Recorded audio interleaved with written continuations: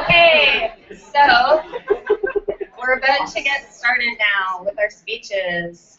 Okay, so yeah, applause. Okay,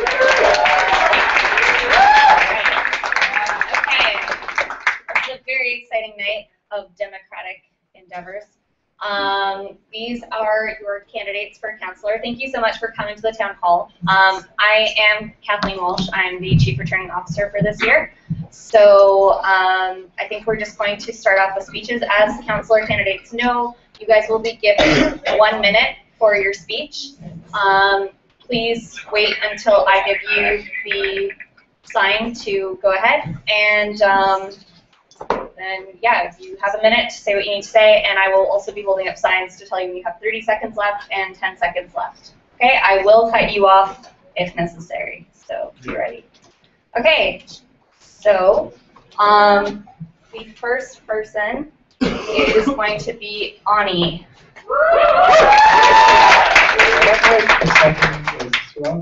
This is good. It's good. That's good. Just hang on a second.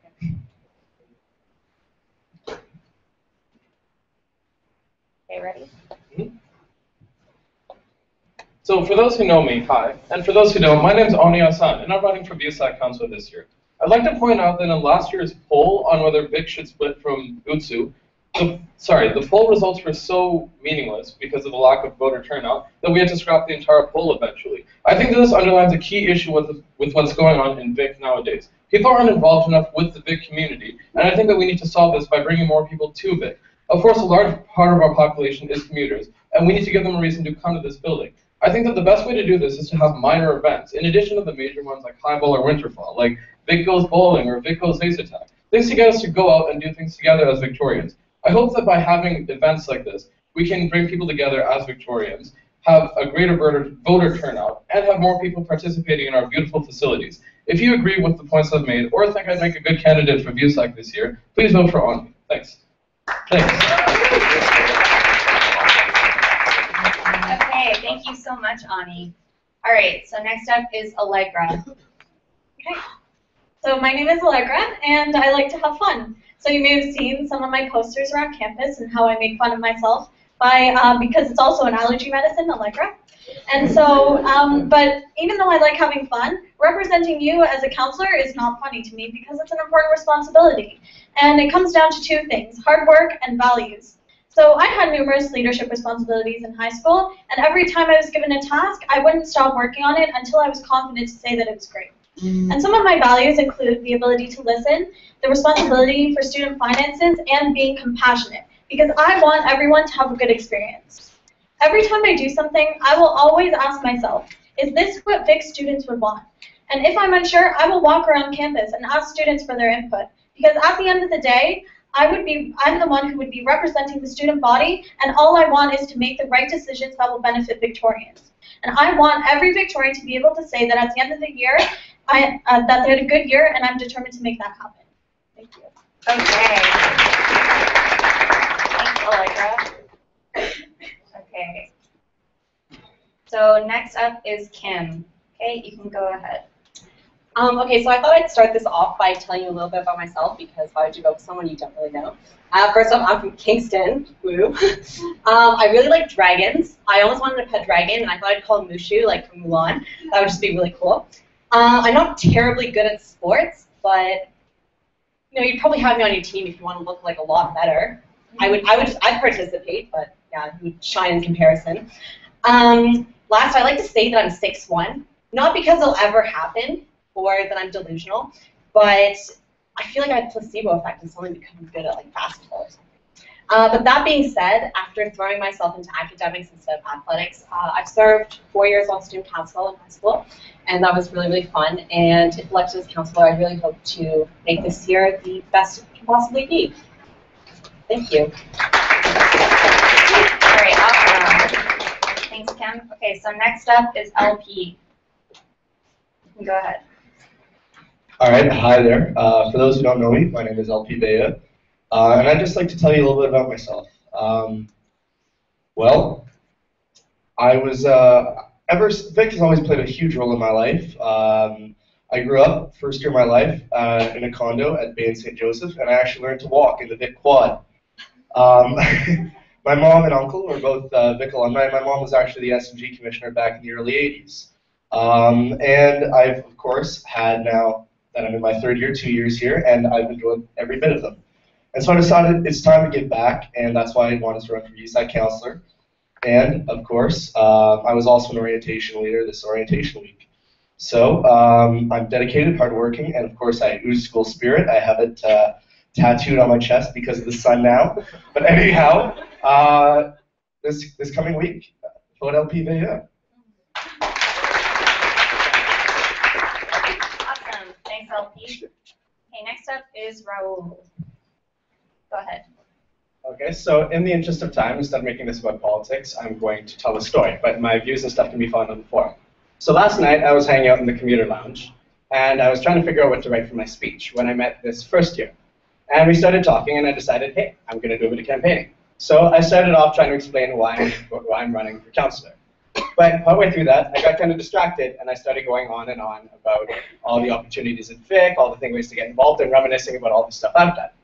I started rambling about the cat's eye and pancakes and Winterfest and being a frosh leader and stuff until by the end of it, I'm pretty sure the only thing going through her head was, all I asked was what time this building closed. Please, why are you doing this to me?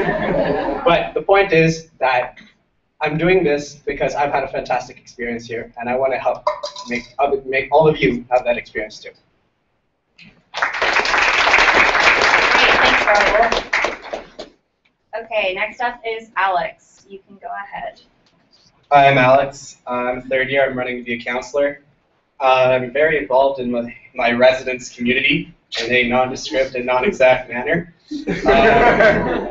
I'm running because last year, one of my really good friends, who was a Mal, really took the time and explained a lot of the issues to me, and it really made me interested in some of the important things that are happening in student government and student politics, especially the relationship with the UTSU and the relationship between commuter and resident students. And the commuter resident students is an issue that I'm particularly interested in. I think I could really help out a lot because of the position that I hold that is, again, non-exact and not detailed. I hope that you guys take the time to go online and vote, and I hope that you go online to vote for me. That would be excellent. Thanks for holding up 10 seconds there.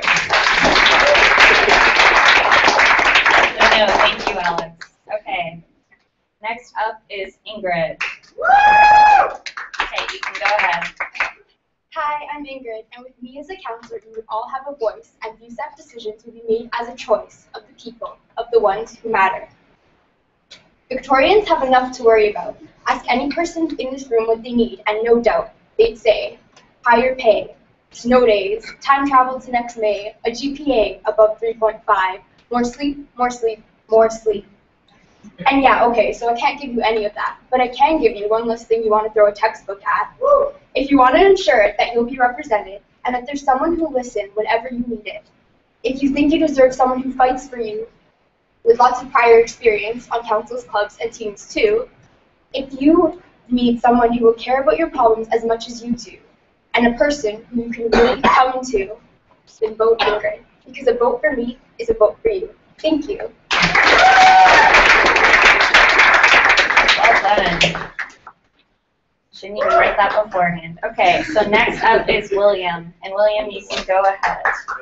Okay. Hi, everyone. I'm a first year, so I don't pretend to know a ton about all these contextual issues like UTSU and stuff.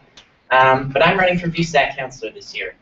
I feel that I can bring experience and some excellent ideas to VUSAC, and specifically to some of the commissions we have here, particularly the Sustainability Commission, which keeps Vic and its students green and healthy, and the Commuter Commission, which is involved with getting commuter students involved at Vic. And I think I am the right choice for VUSAC councillor because I have had years of experience on student government, because I care about Vic students, because I know how mysterious student council can seem, and because I really believe that I can change things on VUSAC. Like, make clearer explanations about, like, you know, what council members do. So, vote for me. I'll change things. Cool, thanks, William. Okay, next up is Naomi. Hi everyone, my name is Naomi Solano. I'm running for the position of councillor. Here's a little bit of information about me. I have previous experience working with multiple student body commissions. I'm a commuter. I plan on majoring in criminology and psychology. I love cats, I love chocolate, and probably most importantly, I love Vic. So what am I going to do for you? If elected, one of my main goals is to keep everyone, including myself, informed about issues relating to our college. I will do my best to represent your needs and wants on VUSAC. For commuter students, I understand what you go through on a daily basis. I go through it myself. Participating is hard sometimes. You can't stay so late, the TTC sucks, and you end up having to kill a lot of time between your last class and an evening event. I want to help. I have to keep this under a minute though, so if you have any questions, ask after this, or find me online, or if you just want to talk. I spend a lot of time around here in this very building, and if you really can't find me, come to Tuesday pancake breakfasts because I'm guaranteed to be there. So vote Naomi for VUSAC Councillor. Woo! Awesome.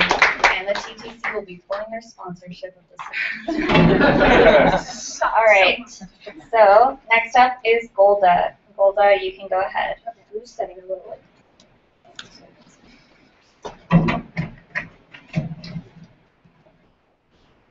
Hey guys, I'm Golda Greenspoon, and I'm a first year here at Vic, running for councillor, obviously.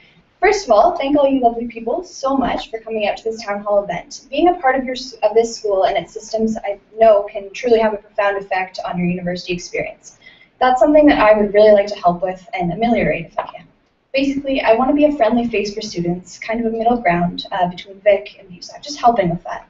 With my approachable personality and empathetic leadership style, I hope to positively affect our student government, helping things run smoothly over the course of this year. In high school, I was the leadership camp committee head, and I am currently the treasurer for my residence, Lower Burwash. I think that these positions have put me in a place where I can perform very admirably as a counselor, along with my general enthusiasm and want to help, and to go outside of my comfort zone, taking the initiative to do something bold. Thanks for listening, guys. Have a great night, and remember, go for the Golda. Thanks, Golda. Okay, next up is Jabron. University is a very interesting time, isn't it? A lot of things are happening, and we all chose U of T because it's very academic. It has a lot of potential when you do. But to be honest, I really just want to have fun.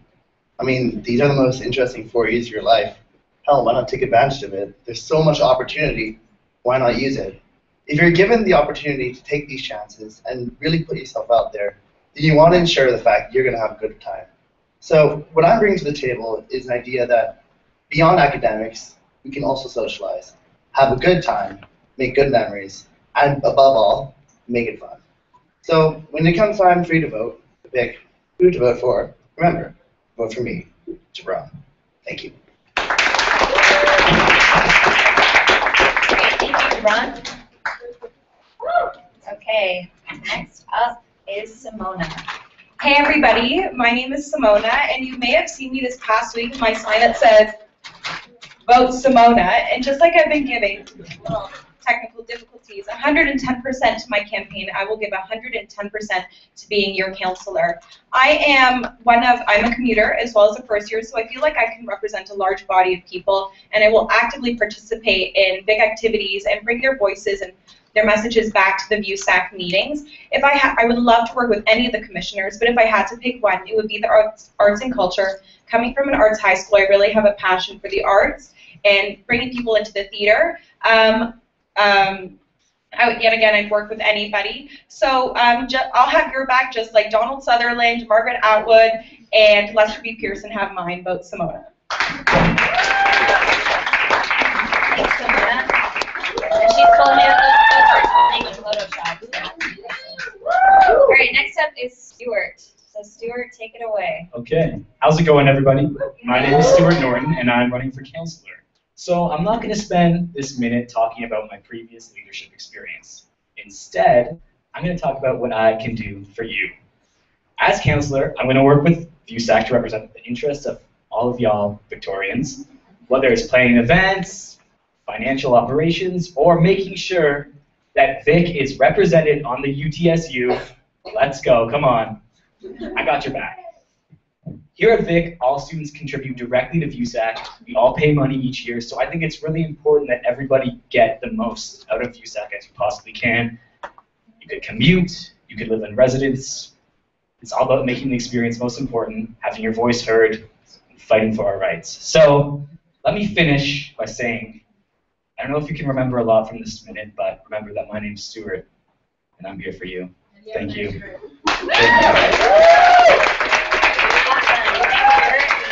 if you want to just hang on to the microphone and have a seat. Yeah.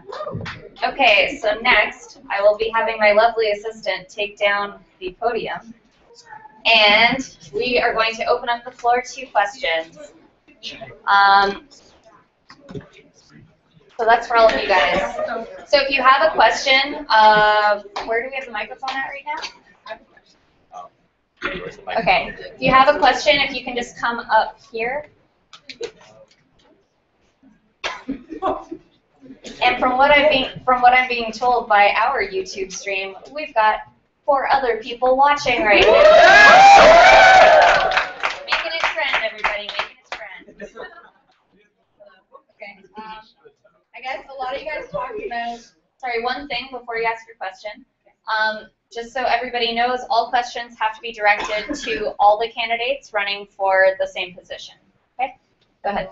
And they're all running for the same position. They are all running for councillor. Okay. So, I guess a lot of you guys talked about like new ways to like make Vic more fun. I don't know. How do people have like ways they plan on doing that? Like, no. Okay. What? Okay, so we're going to start with Stuart, and then we're going to go around the circle. Do you want to clarify your question at all? Sure. Like people talked about like they wanted like Vic to be more social and like to have like less academic focus and more of a social like focus to Vic as well. Like how do people plan like new events, like making events more exciting? How? Yeah. I'm going to start. Okay. Yep, you can go ahead. So you will have 45 seconds to answer. Okay, so as everyone hopefully knows, there is a Starland Gold Commissioner who does plan eyeball and other events. But I do think it's also really important that we have other events throughout the year, maybe not on such a grand scale, but also that we can appeal to multiple personalities, whether you're more introverted or extroverted. It's important to invite commuters, students to participate in everything and make more happen throughout the year that appeals to an abundance of personalities. Okay, great. So to answer your question, I think we could just, if we raise more awareness about like getting people involved, the activities that we already have would be even more fun because there are more people coming. So I think by doing this, you can just go around, people hanging out in like the cat's eye and like Ned's Cafe area and say like, we're having this event, you can come, or just a reminder that there are pancakes and just to get involved. And maybe throughout the year, we'll see if we have some more events that we want to create. Well, I think that routine is probably the best idea, to have a constant amount of events every maybe Thursday, Wednesday, Tuesday, Friday, if you want. And then, make these events really social and have social people go and have beverages of sorts. Make it all fun. You can read between the lines. Okay, so in regards to your question, I think it's definitely good to have a really fun atmosphere on campus. And I think one way to do this is to have true enthusiasm about what you're running. I think sometimes that can be missing, but if you're really excited about it and you put a lot of effort into it, and you let your friends know and they let their friends know, I think word of mouth can just really, really help with that and make it a really fun event. So I think with the events, commuter participation should be increased more because resident students are on campus 24/7, so they can, they have it easier. So in order to get commuters to participate more, I thought we could run events during the day and make them longer so that commuter students can attend between classes without having to stay very late at night and having the long commute home and, riding the TTC late. It's scary sometimes. I think that having events that are, okay, so we have commissioners that run various events. We have sustainability commissioners who run green-focused events, and we have the Scarlet and Gold Commissioner, which runs more social events during the evening, and sometimes during the morning and the afternoon as well.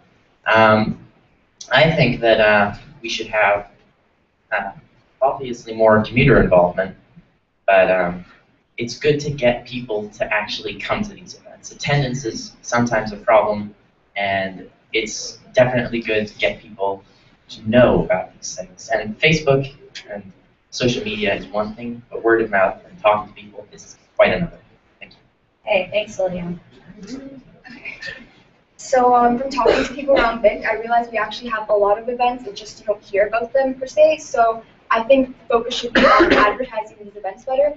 And I know a lot of people have talked about commuters, but that is a problem. Some commuters don't come into Vic, they don't come here, they don't see the signs, so we have to advertise as well outside. So even just like the fence by Ansley, we can put out like a poster or something there, like because people walk by that when they get off the subway and whatnot.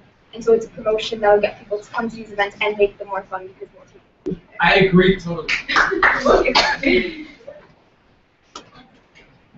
One of the things that I'm really interested in is a new initiative that is in the, I guess, planning stages. Is the Commuter and Residents Alliance, and it seems like it's an idea that's trying to like bridge the gap between commuters and resident students. And I don't think we need more like of any one type of involvement. I think that what we really want to see is more involvement in general, and just see everybody out at the events.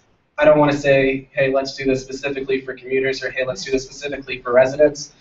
I think that the broader the scope of the event, the better, and really just focusing on getting it out there, making sure that it's clear what we're doing, and getting just as many people from wherever they come from just there and having fun.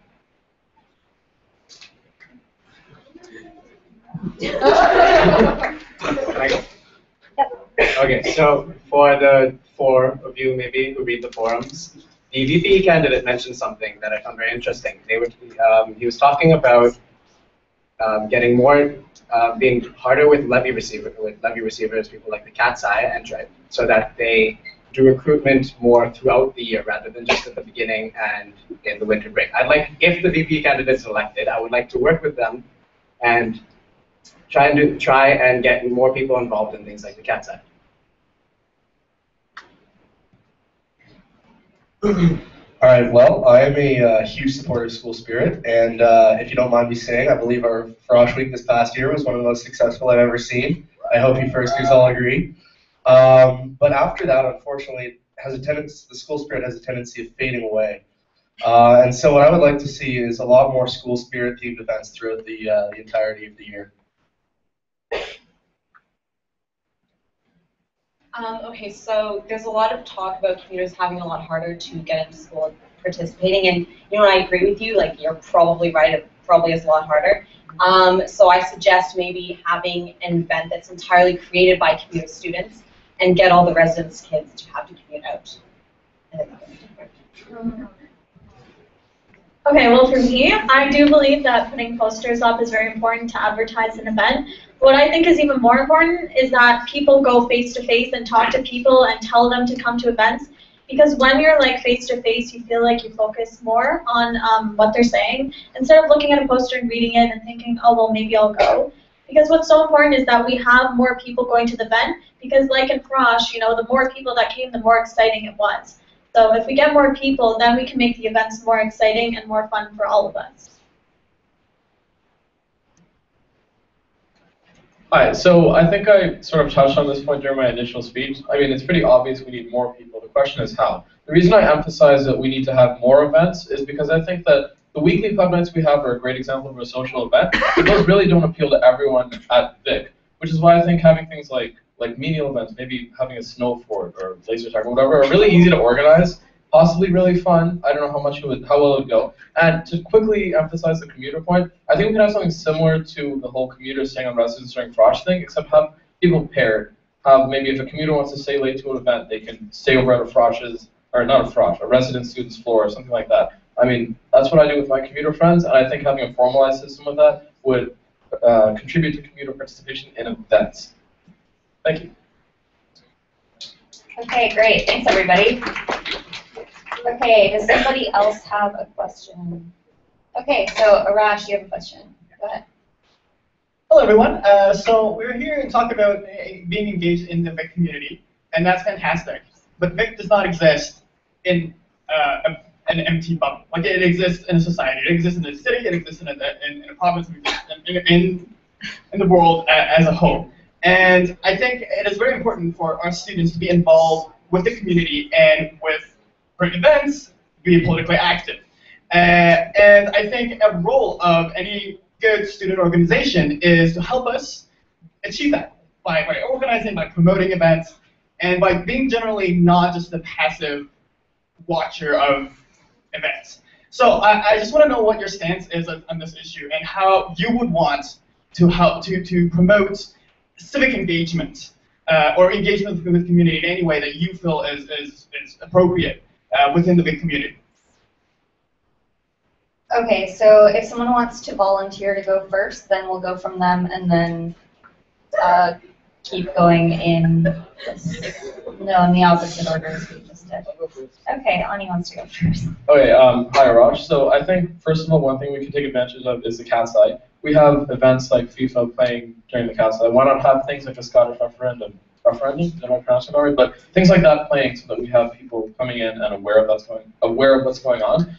Regarding general civic engagement, obviously anyone can come into VUSAC meetings, but I think there are 3-hour meetings that not a lot of people who aren't on VUSAC will regularly attend. So I think the whole social media aspect that VUSAC has been taking has been really good for that. I myself only discovered recently that I can read all the minutes for VUSAC meetings, so even if I'm not elected, I think that's a really easy way for me to know what's going on. Those can be advertised better, so more advertisement for the fact that we have access to meeting archives, in addition to using the CAT site to broadcast big events happening around the world. Thanks. Thank you. Okay, well, I think that it's really important that we combine like the social media, advertising, and face-to-face to create more like exciting events. And I do think that it's important that we hear what the students want. And so like when VIC students have something to say, like we're very open to having them come to us and tell us what they want. Because all we really want to do is to make VIC a better place for everyone, and we really want to try our hardest to create good events that will be exciting for every single person. Every single student. Alright, so besides doing that and the social media aspect, I think Simona's approach of like yelling at people as they're like walking across the street, like that was actually effective. So man, we could like do more of that. So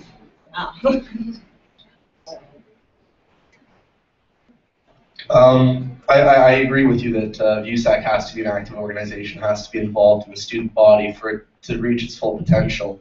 And as everyone has mentioned already, communication is key, and it takes a good mix of social media to propagate the message, as well as face-to-face conversations.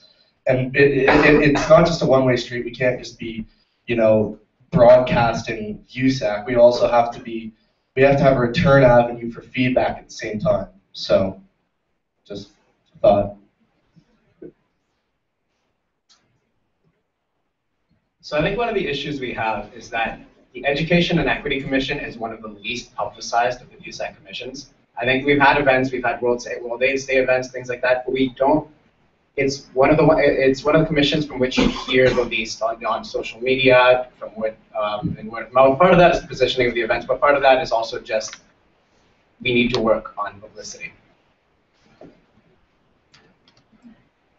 Well, I think that in terms of civic engagement, there's a lot of things happening just outside of the VIC campus that we really can get engaged in. Because I think the question is, how would we engage in the community beyond VIC, not in VIC itself, right?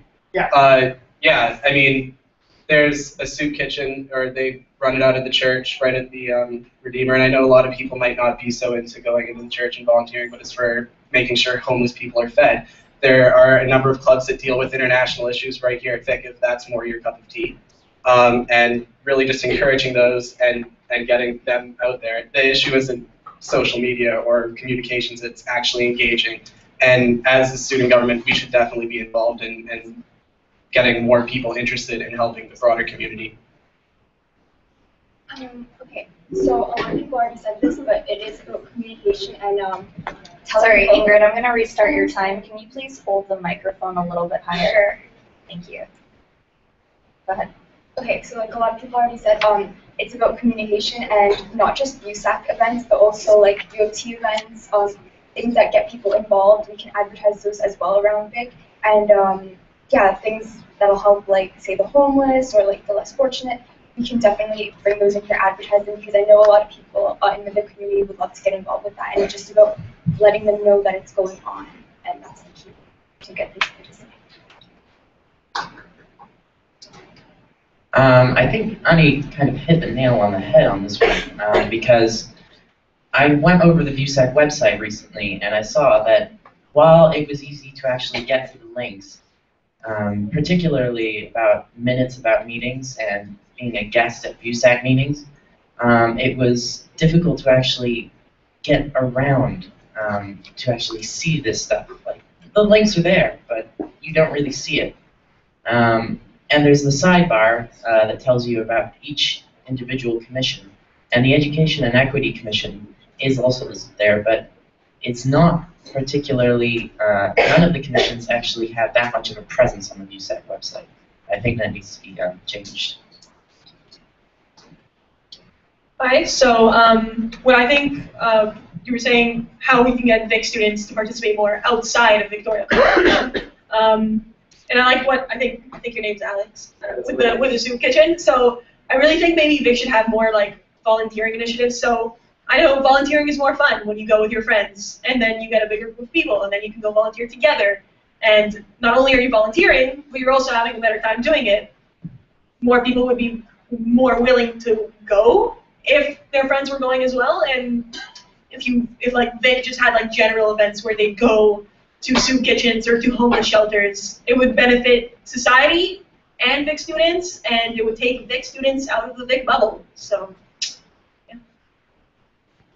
I think that's a really, really good question, because especially with the current events aspect, I think the whole question in its entirety, you could look at that for a really long time. But if you're looking at current events, understanding current events, and even just being aware of them, a little bit of what's going on, it can really give you good background for kind of what our role is in the bigger picture, because honestly we're, being in college is fairly small. It's very important, but it's small. I think even doing things like having fun events, like I know in high school in my philosophy class we had current events quizzes every Friday. Doing something like that where you get like a prize if you get like all 10 questions right or something. That could be a really cool way to get people involved and just know more about what's going on, which would be great. There's a lot going on here. Not just at Victoria, but at U of T. I mean, this place is bloody massive. There's so much, but the issue is being consistent, staying relevant, and keeping it afloat. And when you have a situation like VUSAC or Victoria College, you need to understand that there's more than just putting out your information. You need to consistently keep people up to date and make it the word that you will spread it around. So I have a suggestion that I think would be fantastic, and we used it at my high school, was like as soon as you log on to the internet, you connect to U of T internet here at VIC, a pop-up would say like, just like a pop-up would be like, hey, this is what's going on right now, and you can click the link or you can just exit it, and then it would shut down. But like as soon as anybody turned on their computer here or anywhere on the VIC campus, they would have an idea of what's going on. I also think I was like just standing outside and letting people know about what's going on with a big poster, a big sign, thank you, Kim, is really effective, and people get to know about a little bit about what's going on, especially during the busy class switching time. Thank you. Okay, so I guess first of all, I would talk about social media has been brought up by almost all candidates here, and I think it's totally a relevant and very productive use of our time and way to spread communication. But I also think everyone needs to orally believe in what you're advertising, and you need to get out there and get excited and have the students be excited about what's going on. Also, I believe you also touched on like getting out of the VIC bubble, whether it be the community around us in the city of Toronto or at U of T. I think we sort of have to have initiatives that we believe in within VIC, as well as other initiatives, whether it be volunteering or joining with other U of T groups to get more interest in what's going on here, sort of give and take relationship between us and the community around us. Thank you, guys.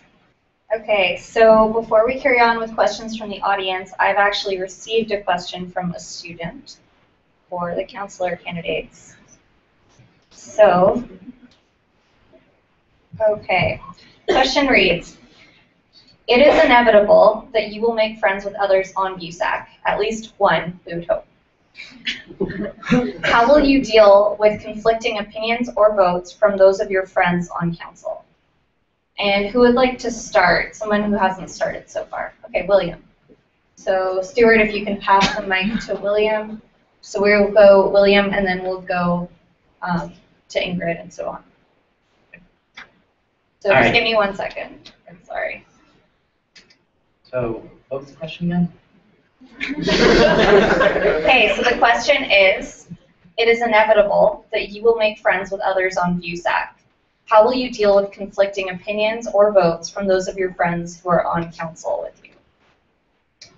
Okay, so I hope that I wouldn't take it too personally, or my friends wouldn't on VUSAC, if I voted against them on an issue that came up during council. Because as a councillor, I would have to represent the views of the constituents, i.e. Victoria College students. And I really want to talk to Victoria College students. And if there's an issue that we need to vote on, I want to know what Vic students think. So that influences my decision to the utmost. And my own personal judgment comes into it. It certainly does, but I think that Vic students should have a very major part in my decision. And if that goes against the judiciary or other friends that I have on VUSAC, that's all right by me. Okay, thank you. Okay, just hold up the mic a little. Sorry, I have a better. Okay, go ahead. Okay, so yeah, I think it's important. First of all, like VUSAC members are all like mature enough. We're not gonna get into like petty feuds over like, oh, you didn't support me on this issue. I don't think that would be a problem. So I would support what I believe in, honestly. And if it's an issue that involves the community, we should basically like everything on there. And if there's various options, I think the Vic students should be asked whether it's a survey we can do or like somewhere where they can show up and like offer their opinion, because ultimately it's the students that matter, not just the members of VUSAC stating what they think. Well, friends disagree all the time, and it really just comes down to being as reasonable and rational as you can be in approaching the question of the day from an objective perspective and trying to come to an answer that benefits the community and also is just, the best possible solution to the problem. If I disagree with somebody that I've made friends with, if I were to be elected, I would explain my point of view, listen to their point of view, try to arrive at what I think is the best decision, and at the end of the day, vote accordingly, and, just from there, whatever happens, happens.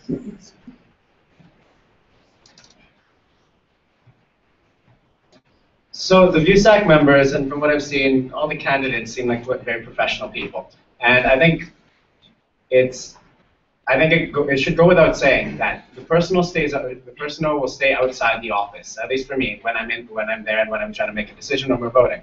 I don't think it'll be an issue if my friends vote against me. I think we all understand that these are issues where there will be conflict, and that what's right for the students is what comes first. I think that is a very relevant and important question. And I know there's certain candidates who actually have friends who are on VUSAC already. And one foundation of friendship is that you have differences. Variety is the spice of life. We live in a multicultural city. We live in a big university that has a whole bunch of different views. And so it's important to take that into account. And we'll all have different views on what is best for, or the best way to represent Victoria students, and perhaps the best decision that needs to be made. We're all mature, we're all professional, and don't take anything personally. You're gonna Kim Possible fight it to the death? No, okay. No, you're gonna talk it out. Like everyone said, we're all mature here. We're gonna make friends. We're just be with friends. You're gonna talk it out, and you're gonna have a great VUSAC meeting about it, and you're gonna consult the big community again, and then you're gonna vote. based on what the community wants. So we're going to represent you. Yeah, so just like everyone else said, we're not going to fight over some little issues because everyone's going to have their own opinion, and if we all come up to the same agreement, then that is a miracle. But I think it's important to have arguments about it because then that means we're finding and we're figuring out what is exactly best for the students at VIC. And I think that it's important that we do sort things out and do figure out what is best because that's really what we're here for and what we're here to do for you guys. I think that the actual issue brought up by the original poster has kind of been missed. I mean, it's obvious that VUSAC members aren't going to form little cliques and vote together and plot together or something like that. I think a greater issue is the fact that as a councillor, we all really need all the issues here. So it's really easy to let our opinions become diluted in the opinions of people who have been on VUSAC for longer and are more experienced. I hope to keep this in mind if I'm elected, and while gaining knowledge and experience from the experienced members of VUSAC, from the veteran members of VUSAC, also try to do as much research as I can on my own and from a wide variety of sources so that I'm able to form my own opinion without any inherent biases that are present in, or any possible inherent biases that are present in VUSAC or in the experienced members. Thanks.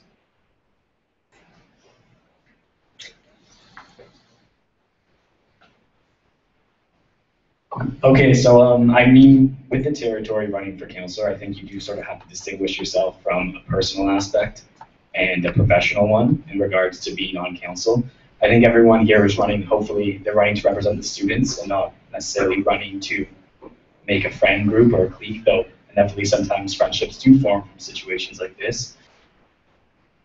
If I was disagreeing with a fellow member of VUSAC, again, you're vouching for yourself, but you're also vouching for the students of VIC. If you're doing that together in a team based on interests as a collective, you're not really doing your job to the people and students of VIC. So make a mature decision, I guess. So I believe that if there is a disagreement between the new friends that we would form from VUSAC, you just have to think about what you think is right and what you think is best for the VIC community, and then also take into consideration what your fellow VUSAC member is thinking. You may have a different approach, you may have a different opinion if you finally hear their side of the story. So just listen first and then act on what you think is right for everyone. Well, I think the nature of the position would also kind of play to the role of the kind of friendships you make. More political than it would be in another environment, just because you're all in the council where you have to interact with each other. And if you're going to polarize each other by what your views are, then I think that should be the nature of the friendship that you're going into. To understand that you're not going to all agree on the same thing, then you need to work it out with the elected people that you originally chosen to be. Yeah, I think that first of all you have to keep an open mind to what the other person is saying, but not taking it in a biased way, just understanding that they're probably looking out for what's best for VIC, just like you, hopefully, or I hopefully would be. So keep an open mind, but also stick your ground if you truly believe in something and think it's best for VIC, then I would say that I'd stick with that. Yeah. So what I would say, if a friend and I disagreed and we were both on the VUSAC council, when you're on the VUSAC council, you're doing your job, which is to represent the VIC community as a whole, overall, the majority. So you do want to keep an open mind because there are veteran VUSAC members who might probably know better than you. So I feel it would be best to get a conversation going and see what their point of view is, what your point of view is, and then vote with what is best for the community. No problem. Okay, thanks everybody. Do we have any more questions? Yes. Oh, and by the way, I've been told that she wants credit for that question, so that was a question by NG, VUSAC's VPO. That goes up to you, NG. Okay, one of our 7 watching now. Yay. Okay, so go ahead. Okay, so I think many, if not all of you, have talked about increasing the scope of events that happen at VIC, given out by VUSAC. Well, the financial reality is that VUSAC's fiscal resources are obviously not unlimited. And as counselors, each of you would have responsibility in determining what events to keep and sometimes what events perhaps or initiatives not to keep. Keeping this in mind, from each of you, what initiative or event currently at VIC would you cut and why? Okay, so who would like to go first? Yeah. If we're a first year, we don't know like Can you speak into the mic? If we're a first year, we don't know like every single event that Vic has. Could that like limit us from entering? Because I think You're not promising to cut something. Yeah, I know. Yeah. Like we don't know about every It's- event. It would be hypothetical, but like just from the breadth of knowledge that you know, obviously. Not Ben, everyone do knows you every want event. to offer up a couple of types of events that we have? Types of events? Like general types of events, not specific events. Like, So, for instance, I'll offer some. Okay, so right, big variety shows above, that sort of thing. So you're looking- okay, and maybe What from a else? variety of Honor commissions. So, okay, so I mean, at VIC there are various academic events.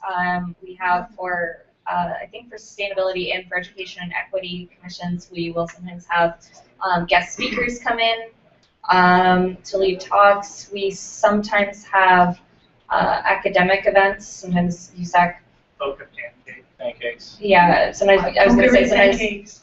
Some, Don't. Okay, guys.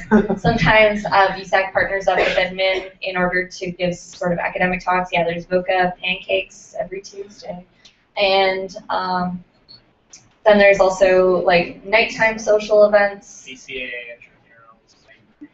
intramurals. Yeah, intramural events like with the BCAA, Big the fashion show. Yeah. I think that's a good enough goal to sort of start with. Festive dinner, press cams, kind of all. Can I clarify something? Are you asking specifically which events we would cut or cut back? Yes. If which you had to event? cut an initiative or an event, why? And which one? Raul, were you raising your hand to go first? Or? Alright.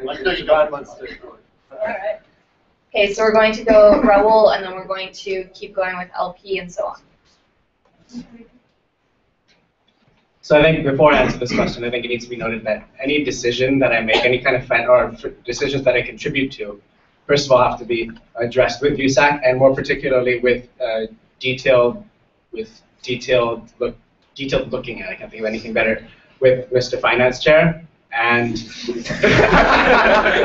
and also, of course, discussing the budgets of clubs and levies with levy receivers with the heads of those levy receivers and clubs. If I were to cut something, I think before I'd want to aim at cutting events, I'd want to cut down on partial funding for things like sweaters, snack set, weekly meetings, things like that. It's a very difficult question to answer, Ben, because VIC has a wide variety of great events, and they all serve a purpose.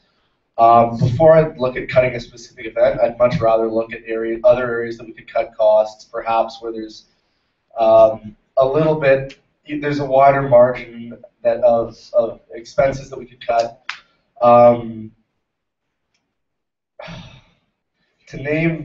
No, I'm not going to name any specific event, but I think first things first, we have to look where we can cut rather than cutting specific events. This might be short first year. The upper years, so you have the upper hand. That's too bad. I really like sweaters. I think everyone likes sweaters. But I think, yeah, going to that, hearing the list, I would say maybe some of the guest speakers. Anything? Yeah.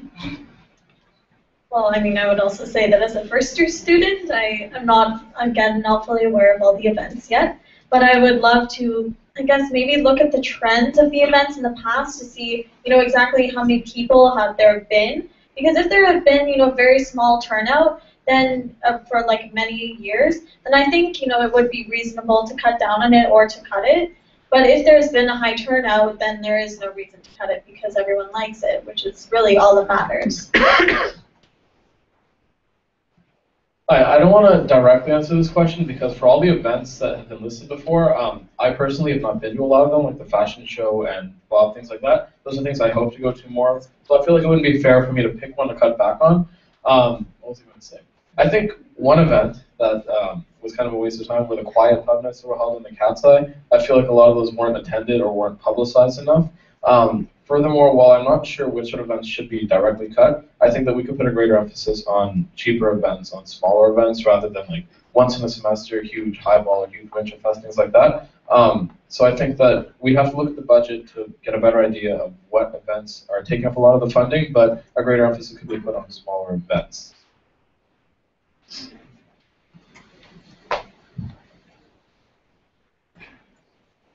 Okay, so also being a first year, not trying to pull that card at all, but I do think I can't specifically identify one event that I'd like to cut. In regards to funding though, and event planning, I think it's important to maintain tradition while also keeping things new and exciting. So if you are looking for an area to cut something, I think you have to examine turnout, interest from the public, a whole bunch of factors that go into that, while also respecting a tradition that's been set. For example, the formal continuously repeating over a number of years. So I think it is about a balancing act of what students want, while also accepting the reality that some events just aren't as popular. I think popularity plays into great effect about which events should be cut and which should not just be limited back. Just being first year, I'm not really sure about what's going on right now, but listening to one of the things, maybe getting guest speakers to come in for free instead of paying them, and trying to say here are the benefits of coming to speaking to Victoria's student population for free instead of charging them. Okay, and before we continue, I just ask that everybody quiet down a little bit. Not you guys. You guys are doing great. You guys. I'm curious as to why we need to cut back in the first place. I mean, let's look at the facts. We're the most expensive. We have the most money out of any college in the U of T. U of T is a multi-billion-dollar university, and we are given, I think it is $150,000 annually in VUSAC, which is good to spend. So if you're looking at things to cut, don't look at the events, don't look at the people, rather look at what you're trying to cut in the first place and why. Because if you're trying to cut back things that we need, you're really defeating the purpose of having this council. Okay, so I think that the first thing to look at is maybe doing events that we already have for less of a cost. As a first year, I know I'm repeating this, I feel like that I'm not qualified to answer directly or exactly what you asked. But I think for things like guest speakers, maybe we could look at alumni, first of all, perhaps alumni that have just recently graduated. And I know this is kind of something I think they do for Ideas of the World. They bring in recent graduates. I think that could be really cool if we made that an even bigger event, or more popularized and things like that. I think that could maybe help, just starting with small things. So I can't name one event specifically because also first year I haven't been to the rest of the year's events. But I would say look at the popularity, the turnout. If a lot of people show up, there's no reason to cut it. It's popular, a lot of people are coming, commuters, resident students, whatever they may be, they're coming. The issue, well, you don't even have to spend much on events. There can be low-budget events. It's not. We did plenty of low-budget things during Frosh Week for the first few days, like playing Werewolf in the Quad. You just need a piece of paper. It's like you just don't need to have a budget for certain things, just to meet up, get a drink, So, but definitely look at the popularity if events were to be cut. Thank you very much. Okay, so cutting events. Yikes. Well, I'm also a first year. I don't want to pull the card though. I think I have read some of the minutes from VUSAC council meetings, and one of them, I think 1 or 2 years ago, mentioned bringing over a guest speaker, and that would cost somewhere around $1,000 or something around that. And that they would be selling $5 tickets in order to try and break even on the cost, which seems kind of expensive to me. I mean, $5 tickets, sure, but if you don't get enough people going to the event, guest speaker event, then you just don't break even, and then you end up losing money, which I don't think is Thank you.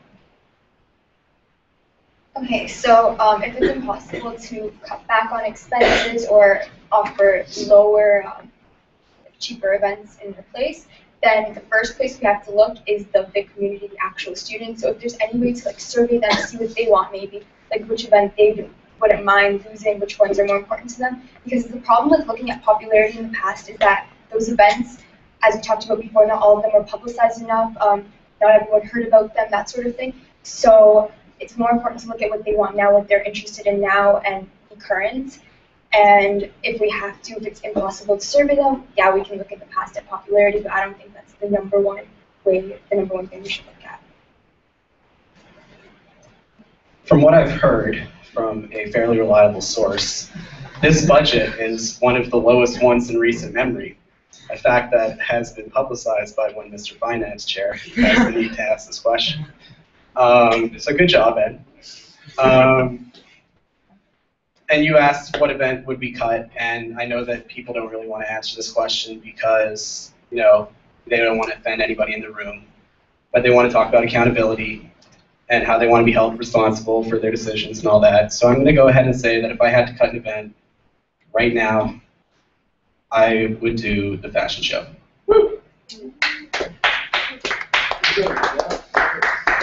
Okay, on that note, thank you very much. So I'm willing to take 2 more questions from the audience. So,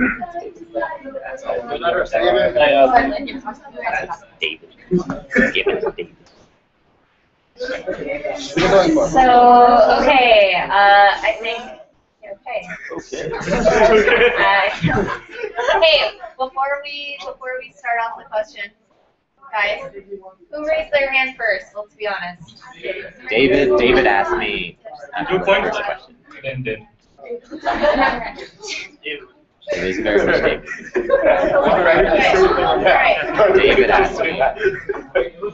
Sorry, but saw it. But David in the room saw it, so we can't just break that. Yeah, okay? But like, not you. Okay. Choose. Okay, we're gonna go with David first. Okay, I will take 1 extra question. So this will be 1, then a second one, then a third one. That's it. Thanks. So I have 2 very quick questions. They're not how questions. I don't expect you guys to know how. 2 questions are, the first one kind of goes with what Arash was saying, which is basically, do you guys see a role for student government in the wider community? Do you think that student government can actually act as a positive force, as an advocative force? Or do you think basically its only role should be to take care of student interests, throw parties, that sort of thing? And then the second question is, do you see a role for alumni at Vacancies, for alumni engagement? And if so, sort of, I don't want to say how, but where would you see that kind of happen? Okay, so David, just for clarity's sake, can you repeat those questions in a succinct manner? Do you see a positive role for student government as an advocacy organization outside of the university? And do you see a role for alumni in VUSAC events and student life in general, I think? Will we get more time? Okay, because it's a 2-part question, you guys will have a minute total to answer. Okay, Ani, did you have a question? I want to answer. We're gonna go, has anyone not gone first who wants to go first? Alex. Okay, so we're gonna start with Alex. Okay, go ahead. I think that the primary focus of student government should be the students, but I also see that it should have a wider role in advocacy and play a part in civic engagement, get outside of just the actual community. And should alumni have a role, and would it be great to engage them? Yes, absolutely. So in summary, yes to both of your questions.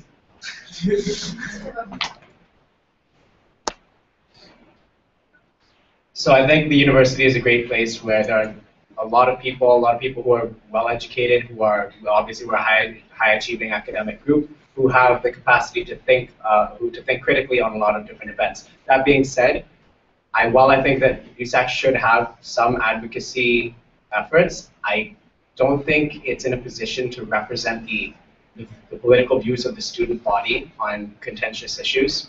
So I think it should be limited. And in terms of alumni, I think it's important to have alumni, things like Ideas for the World, all of these things. It's good to have them around because they have experience.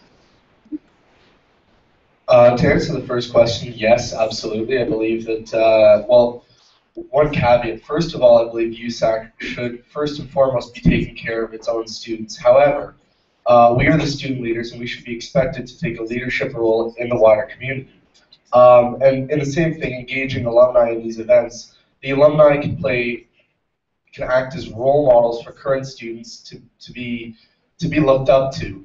And so in that sense, we should look to integrate alumni into student events. And before you go on, I want to apologize. I've been in default mode, so I've been giving you guys 45 seconds, so well done. We're going to keep doing that for fairness' sake. So, sorry about that. Go ahead. Okay, so I would say yes, student council would be advocating events in the larger community in the GTA because they are influential, but I think instead of just doing certain things, you should probably be letting people find their own passion first and then getting involved in the things that they want to do. And as for alumni, yes, I think alumni are they are role models for us and involved. So I think for the first question would be a yes as well, because I think that, but the one exception is that we should focus on like our inner community before we focus on doing things in the outer community, only because we have like so many events like at VIC, and I think that it's important that we start with what we know everyone is interested in, and then once we have that resolved, then we can focus on the outer community. And for the second question, I do think alumni is a great way for us to be able to like listen to their experiences. So I am very supportive of the second question. And I remember in high school, I always had alumni who came to my school, and I just loved listening to them because it was so helpful for me in the future. To answer your first question, I don't think that VUSAC should have a large role in political advocacy. I feel like for anyone politically driven, they have the resources around the campus or even on the internet to look up the information on their own. I think VUSAC's focus should be on within VIC and also with issues with the campus, such as the U2 controversy. I think that is where our main focus should go to with funding of events. And regarding alumni, I'd like to point out that there are things that the Career Learning Network is doing the Career Center at UFG is doing right now, such as Explore Us, where people in particular majors are paired with alumni who've done the same majors and given the chance to job shadow at those jobs. I think that VIC could explore something similar than that, or even just working with the Career Center to have a sort of advertisement for those sorts of resources to VIC students. Thank you.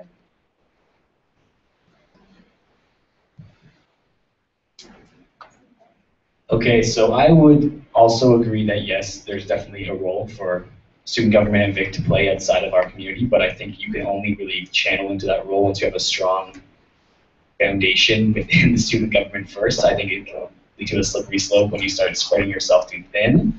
So yes, but students first.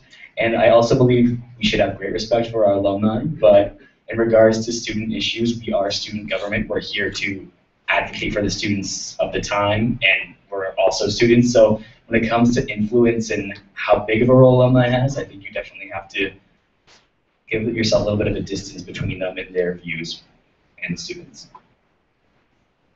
So I believe that VIC should have a lot of focus, like the VUSAC should have a lot of focus on the VIC community. We all are here, we're paying for the service here, and yes, there should be some like ideas for like that big, larger community, but especially to the VIC community. As for alumni, that's my whole campaign. So like Donald Sutherland, Margaret Atwood, and Lester B. Pearson. Like I think it would be fantastic to actively involve the alumni into our community and bring them back and listen to their wisdom, because they have a lot and they've been through what we're going through right now, and all the help is needed. I'm going to go with what Stu said about how we're really internal amount of people. We can spread ourselves out, and really there are issues that we can take place, but we're student government and we focus on ourselves. The students should be the ones who want to go out and reach and feel the need to actually explore these ventures. But as a government, we should be focusing only on us.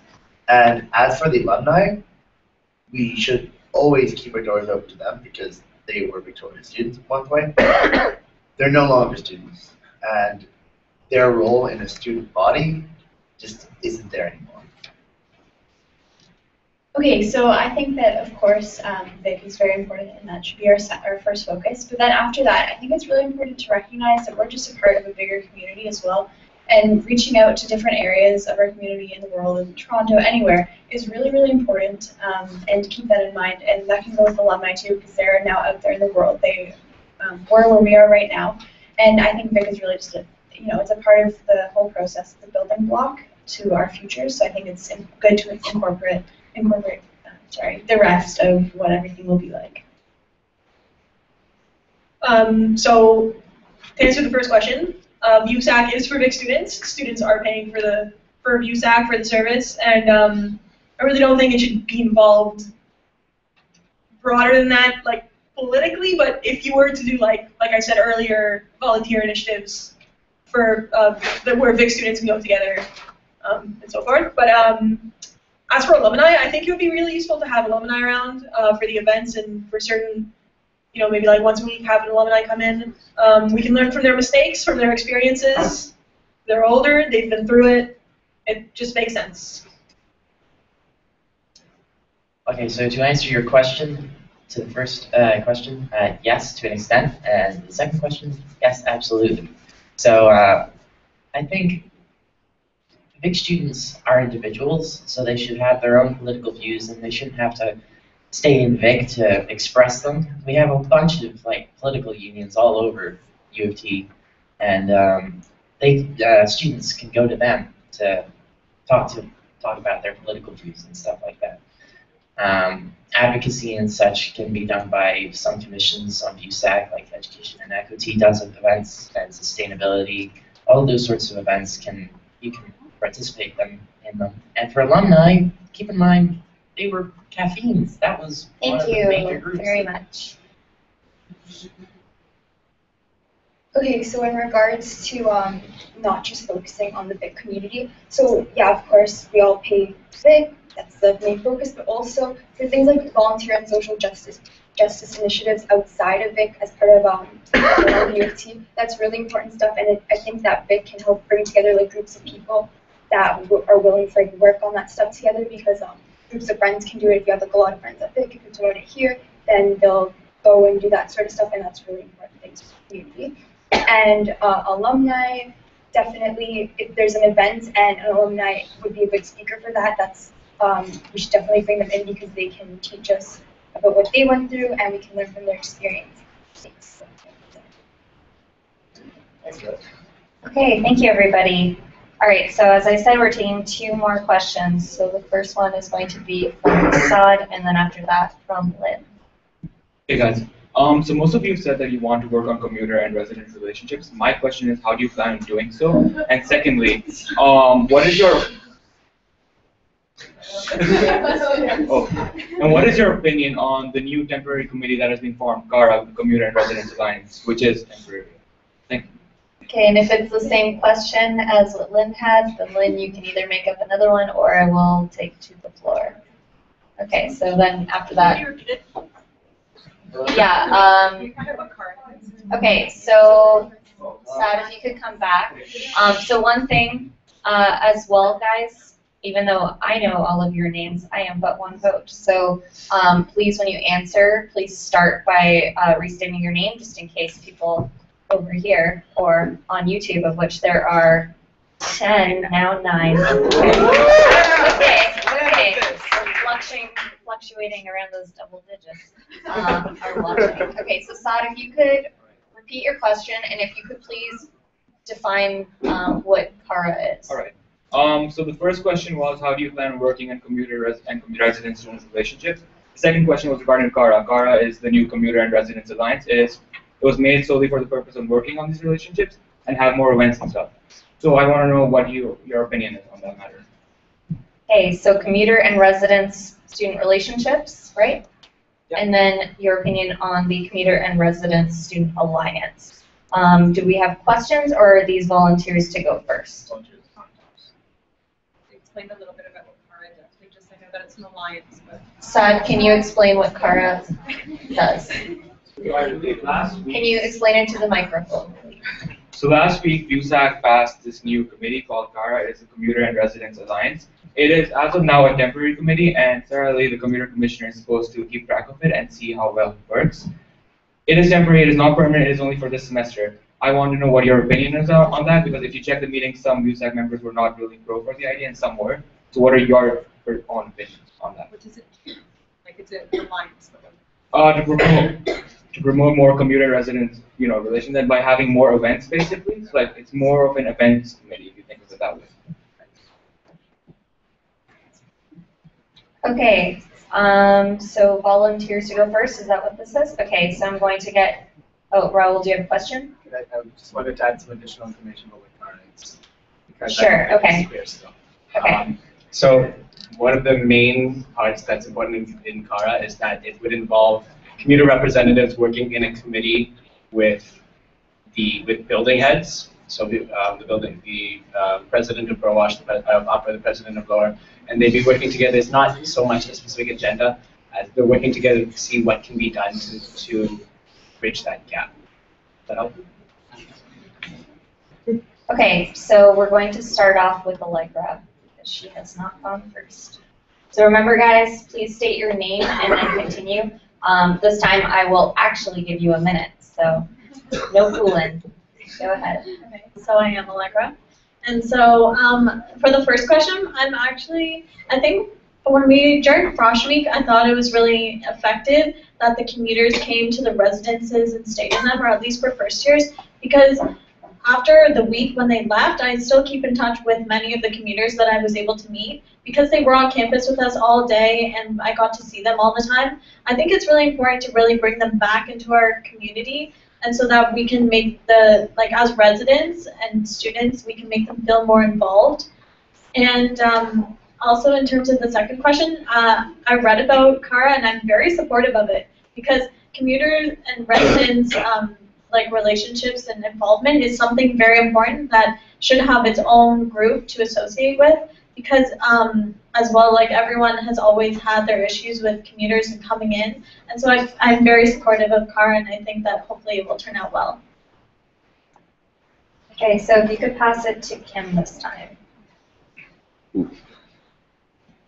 Okay, so yeah, I read about CARA too. Your name? Oh, my name's Kim, and I read about CARA. I'm also very supportive of it because I think that, like Allegra said, the commuters make up most of the big population, and our relationship with them is really important. I don't know how many people out of the first years had commuters staying with them during Frosh Week. I did, and I really, really enjoyed it, and I really miss her, and I kind of wish she was back. But yeah, we have had those commuters back, and I think, like I said before, with the commuter events, getting them socializing with us, is to have an event planned entirely by commuters and then have all the residents' kids have to commute out. Great question, Saad. And it's an issue which is and what's your name? I'm LP Vega. Sorry about that. And it's an issue because I have noticed myself in years past there has been a kind of wall between commuters and resident students not mixing properly as you would hope they would. And Ani floated an idea earlier which I thought was a great idea, which was that it'd be great if there could be some formalized system for having resident students host commuters on nights where there may be a social event. For example, at a pub night, say a commuter student wants to stay until the end of the pub night, it's very difficult for them, especially if they live far away from campus, to get back home. And so that's a great idea. As for CARA, I think it's a good idea, and we'll see how the test run goes. So the first question was, what do I think? What's your name? The first question was, what's my name? And my name is Raul. The second question, or first part of the second question, in terms of what can be done to bridge that gap between residents and commuters, I was actually kind of going to say CARA, but to elaborate on that, I think it's important that we have representation from building presidents communicating with commuter representatives, because building presidents, especially if the building presidents are also working with house or floor presidents at the same time, they can get a fairly good idea of what's going on, and floor presidents are generally fairly good at communicating events and getting the other resident students on their floors and on their houses out to events. In terms of Cara, I think it's a great idea. Well, I guess I already said that. So I'm just going to move on. I'm Alex. And as a very active member of the residents community, who may or may not have a direct role with Cara in the future, I'm very excited by the initiative. And I think that it's a great opportunity for commuter and resident students to try to come up with some ideas on how to make events more accessible for everybody, and thus really expand the scope and size and nature of the event. And one of the things that I think would be particularly helpful is by holding events earlier in the day and trying to make sure that it's not super inconvenient for people to have to hike back out to where they started their day from. And I think we have to be very conscious about the sort of like formalized setup between res and commuter students, because you don't really want it to be an imposition either, which it could turn into if it were poor timing for the res student. Thank you very much. Okay, so I think to strengthen the relationship between residents and... What's your name? Sorry, Ingrid. I'm Ingrid. Cool. Okay. To strengthen the relationship between commuter and resident students, I think what's important is to promote the events that we have, because I know we do have events that are during the day, we have events that are at night as well. But like there are events that commuters can come to, not inconvenient for them, but we just need to promote those so that they're aware of them. So promotion outside of the buildings as well, or like I said on Ansley, on the fence there, so that commuters can see that stuff even if they don't necessarily come inside here all the time. And I think oh God, I forgot what it's called right now. Cara, thank you. I think that's a really good idea, because it's going to help out with these things and, yeah, make hold events that are accessible to both parties, and that'll help them make friends with each other and whatnot. So, yeah. I'm William. Hi. So I think I'm going to be joining VOCA.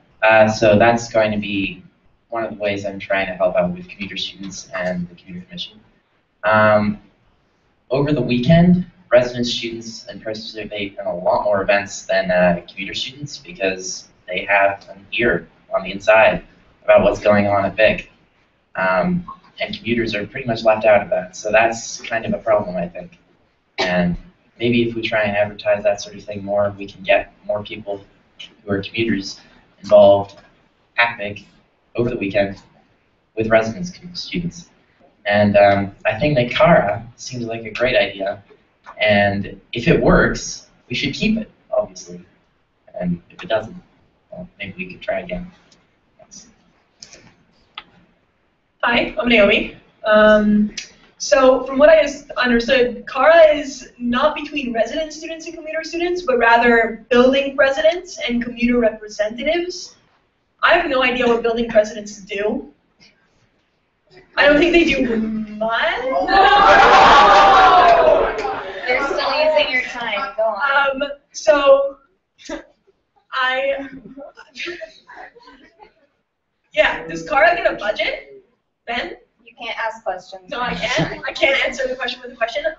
So basically, I don't know what it would do to strengthen commuter and residents relationships. If it's building residents and commuter representatives, I don't really understand what it would do for the students themselves, other than, you know, I don't know. It would just be okay. Yeah.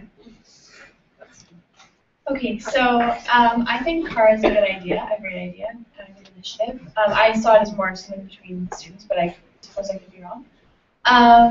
Also, I think one way, this is just kind of like, also my name's Golda, I didn't say that, sorry, I just realized that. Go for the Golda. But I think a great way to connect people is honestly over sharing a meal together and like eating food together. I'm in a food geography class right now, and it's so interesting. You should take it. Also, honestly, like, I know that Gooch has given commuter students, I think 3 free meal passes, and I think that's so awesome, because I think like eating with people, for first years. Okay, well maybe we can increase that in some way. That would be so helpful, I think. Eating together, I think, really strengthens the community. It's pretty cool. I I think that. What's your name? My name's Rob. Hey. I don't know. I think it's more about the people. If they want to go to meet other people, they should have the opportunities to. I don't know. Maybe something alongside, like maybe a dating website for commuters and in the sense that it would pair people together. Principles the same. And Cara, go for it. Sounds amazing. I was gonna say the exact same things, like a Christian mingle, but What's your name? Sorry, like a Simona, but like a Christian mingle, but like a Victoria mingle between like the Vixen, like the big commuters and the big residents, and hopefully like in your very first year you make that residence friend, and for the next 4 years you get to continue your friendship.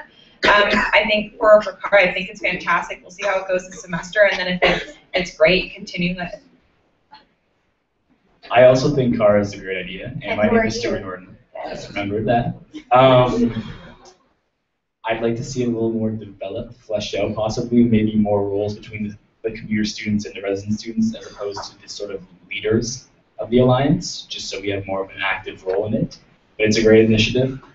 And yeah, I personally live in residence. I didn't have a commuter stay with me, but I was very jealous of the people who did. I think it's a great idea. It's a great way to be more involved on campus, considering 80% of the population of Vic commutes here. So whether it be a more formalized system of having people stay over or social gatherings that are specifically meant to mingle the two groups, I think any of those would work perfectly, and we should definitely follow up on them.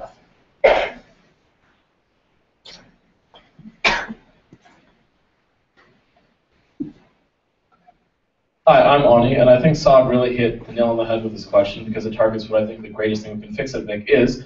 I know people talk about a wall between commuters and residents, but I personally feel like I'm sitting on the wall because I hang out at the Gold Ring every day, but I also have lived on residence for now my second year. I think it's really depressing how on weekends, none of my commuter friends are here. It's the only non-academic time of the week, yet so many of the people I know aren't here, which is why I keep on emphasizing the idea of events. I know that it's hard to commute here, and people don't commute here for no reason, but I feel like no events, no commuters, no events is a feedback loop of negativity and no fun. I disagree with all the previous, many of the previous comments on building presidents and representatives because their job is to represent large student bodies. An initial proposal for Cara was to have a random commuter and resident student, but now it's been scrapped for building and commuter representatives, which is good. I like how Cara is being implemented, and I hope it goes well, and I agree with what's going on. Thanks. Okay. All right, so one last question, and I'm going to pick Gabriel. His last name is not Jolteon like the Pokemon. Fun fact. There you go. Hi. So VUSAC is in a very precarious position, literally. In fact, we have a precarious position on council called the Academic and Professional Faculty Professional Development Commissioner. Sorry, thank you. You're welcome. This position is in its first year. The person who had it resigned, and after elections nominations has been vacant. So literally, we have a vacant position on council. No one fills it. We don't know what this position does. There's no like actual mandate for it that has been given to it. So my question is twofold. A, if you became councillor, would you be for or against getting rid of this position? And B, why would you be, like, if you are against it, why, and what do you see for that position if it were to stay? We don't know. No one knows. So, okay, so to fill everybody in on some details, the position that Gabe was talking about is the Academic and Professional Development Commissioner. To give you a little bit of background, we did not have it on council in any previous years, or at least in any recent previous years. Essentially, it was added at the end of last year, and we did have someone holding the position, but they have resigned. So this September it was open in the nomination package, however, nobody ended up running for it. So Gabe was wondering, do you think that VUSAC should keep the position or get rid of it? And Was it why for either, or just for if they want to get rid of it? Why for either, but if you did not want to get rid of it, what do you see for that position going? Okay, so why for either if you did not want to get rid If you of it? don't want to get rid of the Yeah, if you don't want to get rid of it, then what would you like to see the commission do, essentially? Are these questions or volunteers to go first? Okay, Raul, question. Do we have a copy of the blurb from the nomination form of what it does? Here. No, it's honestly, it's very open. So, and that's part of the question is, you know, what would you like to do with it? Are these all volunteers to go first? Question, William. Do you have any idea what the previous candidate who ran for it in the spring thought he was running for? I don't think so. We're not going to comment on anything from the previous candidate. But essentially, it's an open position. So, and is this a question or volunteer to go first? Okay. All right. So Naomi's going to go first, and then we're going to proceed around with William and so on. So I'm Naomi.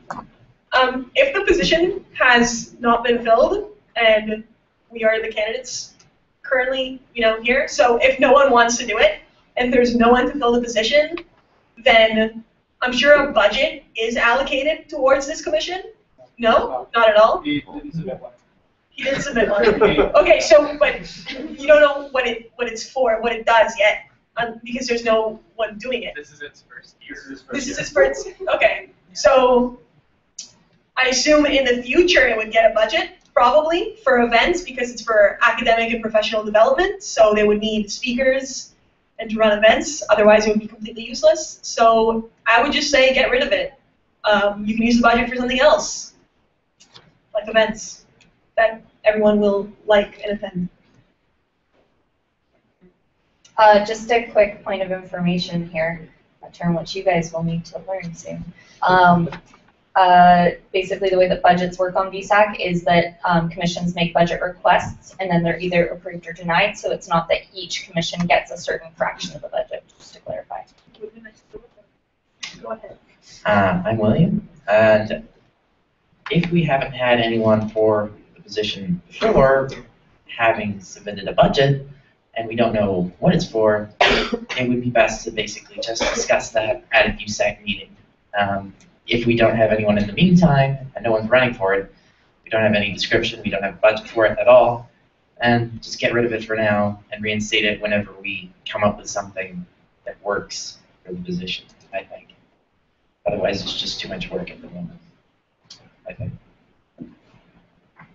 Okay, so it sounds like even though we know nothing about this, what this position does, it works to some degree with obviously academics, and we have the Victoria. Can you raise your microphone? Oh, sorry, thanks.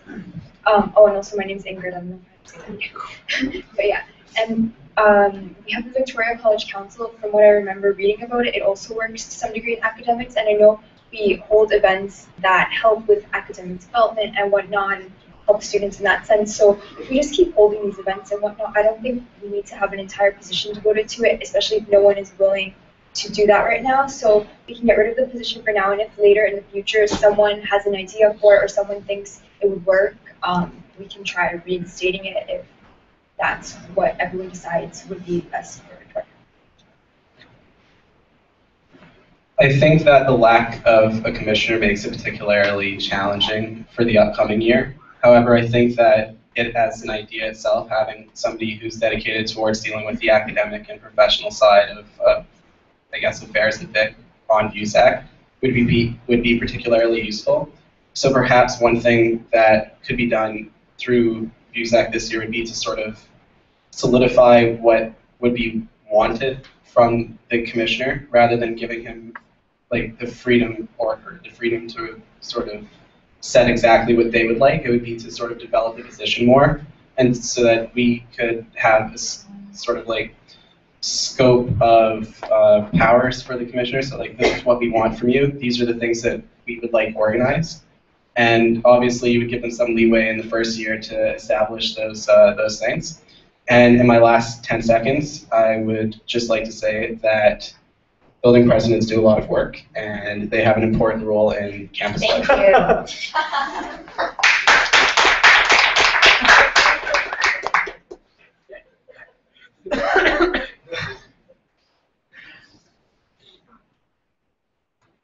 I think Alex has really got it with this one for the in terms of fleshing it out and then seeing what happens, seeing if anyone runs it in the spring. Because there are a lot of possibilities for it. They can work with the Victoria College Council, as Ingrid mentioned. They could work with the career learning, whatever it's called, the Career Center. And so there are a lot of possibilities. I think we just need to see what happens, and I think we need to be more specific in what we need. Thanks for the question, Gabe. Now, from my limited experience in the corporate world, when a position is created, it is created to fill a need. And based on your description of this position, it seems that there was neither a need nor a purpose. And so for those reasons, I don't see any reason for the position to exist in the future, especially if there's nothing going on with it right now. By the way, my name is LP Vega. Okay, hi, my name is Kim.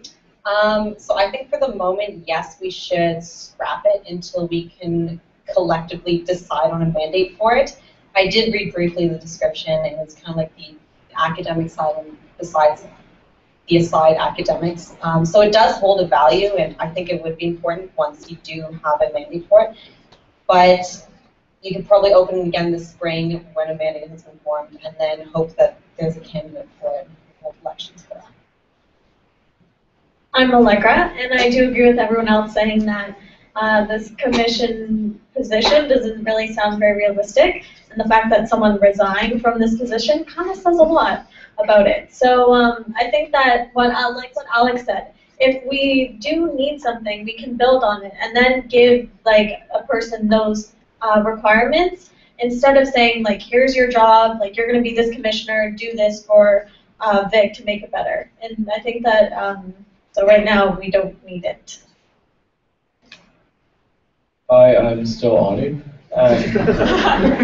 So first of all, it's clear that I have a gap to fill because the position was probably moved through VUSAC in the first place. So there is some sort of thing that needs to be filled, but it wasn't fleshed out enough in the description, which is why it didn't attract attention. I think first of all, we need to flesh out the description of what we need a little bit so that we can attract a qualified candidate to the position. This could be maybe a year from now or even in a future by-election in the near future, but things have to be fleshed out first. If we ultimately decide in future VUSAC meetings to retcon whatever the previous VUSAC did and there's not an important gap that needs to be filled, one thing we can consider, because just going off the descriptions or the nomination package, it kind of sounded like both the academic commissioner and the VCC has sort of similar roles in the academic side of VIC, so why not have a VCC representative on VUSAC or have the two councils work more closely together on the issues that were brought up in the creation of this academic and professional development director position. Or commissioner position. Thanks. And I'm still on it, so please vote for me. Bye. Hey everyone, I'm Stuart. Thank you, Gabriel, for the question. Again, it is hard to sort of give a definite answer because I'm not sure on the mandate, but I believe because it was passed through VUSAC, someone eventually was appointed to it, that there was probably an interest and a need for the position. But now that that person has resigned and it's empty, I don't think this year's council should struggle along trying to fulfill it when it's not really being driven through the right motivation as opposed to just trying to get it done because we said we'd get it done. So again, shelving it could be very useful. I'm sure there is quite a strong role, whether we explore it more with the VCC or use it as a separate position on VUSAC entirely. But currently, let's not go there right now. Hi, my name is Simona. I'm thinking that right now that we should just put the position aside and then through the VUSAC meetings really come up with an idea about what it actually would do and having a statement and have some plans and maybe create some events about what this commissioner would be taking part in, and then in the spring elections being able to promote it to attract a person to fulfill the position. I think you should scrap it. I don't know. I don't see the purpose of a position that anyone's filling and being known as interest for. In principle, I think that more of an academic position is something that's filled by the Victoria Registrar and everyone over there, because they do have the resources and the accessibility to help these needs, as opposed to students who are at the same time dealing with their own academic issues. So if we don't feel the need for it, I don't think it should exist. Okay, so I'm thinking that for the moment it should be put on the back burner maybe, and we can look at some other stuff. But I think that eventually we should come back to this, because I think, of course, academics are a very important part of what we're all doing right now. And I think actually kind of in opposition to what the last candidate said, I think that it's kind of based on a student's perspective on top of the VCC. I think that can be really helpful, especially if it's directly from VUSAC. So I think eventually it should come back, and my name is Golda once again. Okay, awesome. So that's going to be our last question for our councillor candidates. So before you guys sit down, I just want to say that I'm really, truly impressed with not only the turnout here at the town hall and the engagement of all of you guys here, and the 7 watching on YouTube. Exciting 7 we call them. But especially, I really wanted to just point out that the councillor candidates, as with all the candidates, you can tell that, you know, even though some of them, none of them have actually been on VUSAC before, as with all the candidates. Yeah, but they've done their research, they've done their homework, and you know, they've come here well informed. So I just wanted to give a special thanks to them for being so engaged and taking this so seriously. So great job. Okay, so if you guys want to take a seat, we're going to have 1 minute of intermission, and then I'm going to ask that the sustainability commissioner candidates come up.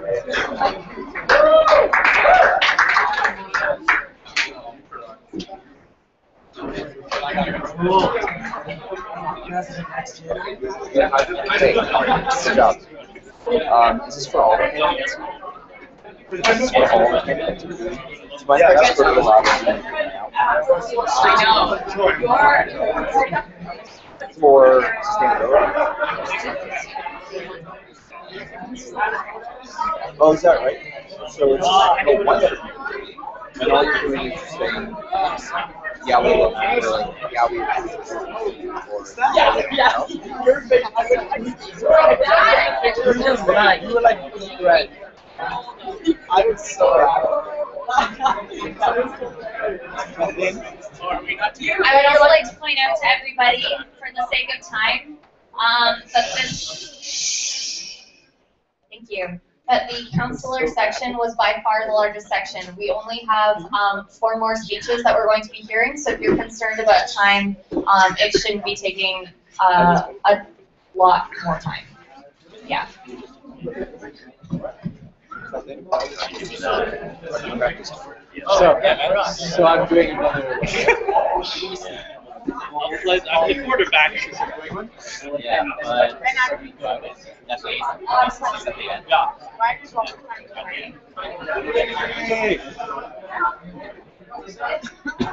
And lastly, if you do have to head out now, please feel free, everybody, sorry, if I can have your attention for 1 more second. Please feel free to tune in either now or later to the live stream. It will be on YouTube, so definitely for me, I've been watching my stopwatch this whole time. So please feel free to tune in. Just search VUSAC Fall Election Town Hall 2014. Okay, it's also posted on the VUSAC page. All right, thanks, guys. Okay.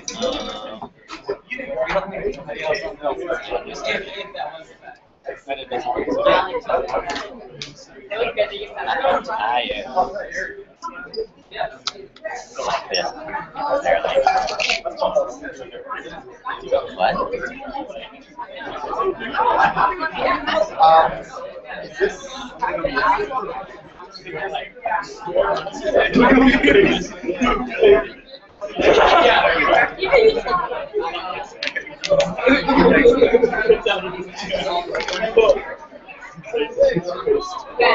Did you see?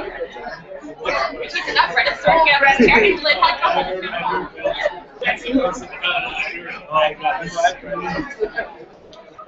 We're still gonna have a billion chairs. Still gonna have a billion chairs. So do I sit down for my part, or just sit down? Means it called up. Okay.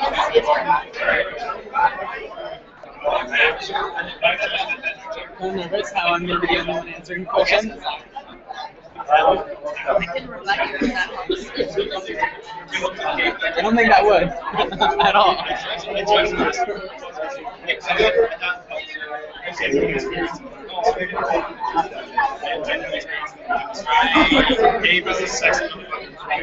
I also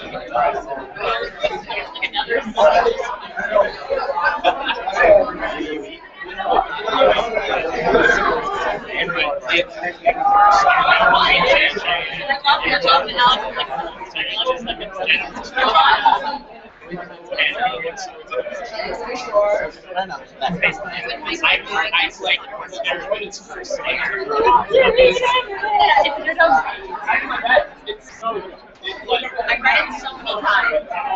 Yeah, on stage. Okay, guys, so we are going to get started again. So if everybody here, please take a seat.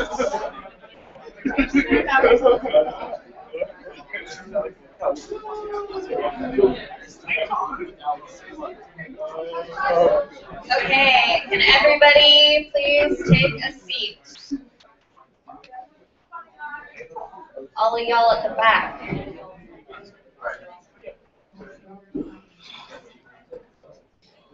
Okay, so if I can get the candidates for Sustainability Commissioner on stage. Thank you very much. Okay, so for the Sustainability Commissioner candidates, as with the Vice President External candidate, we're going to allow 2 minutes for speeches if they would like, okay? So as with the other speeches, you guys can sit next to each other if you want, but No, it's center better. Oh, this is good. Now you can. I see. I get it. Yeah. So okay. Yeah, I will be holding up signs to let you guys know when you have 1 minute left, 30 seconds left, and 10 seconds left. Okay. So would one of you guys like to go first? Okay. So Alice will be going first. Oh no, just kidding. Okay, so Alice, the mic is up there, and just give me 1 minute, and I'll let you know when you can get going. Oh, I can. Just hang on 1 second.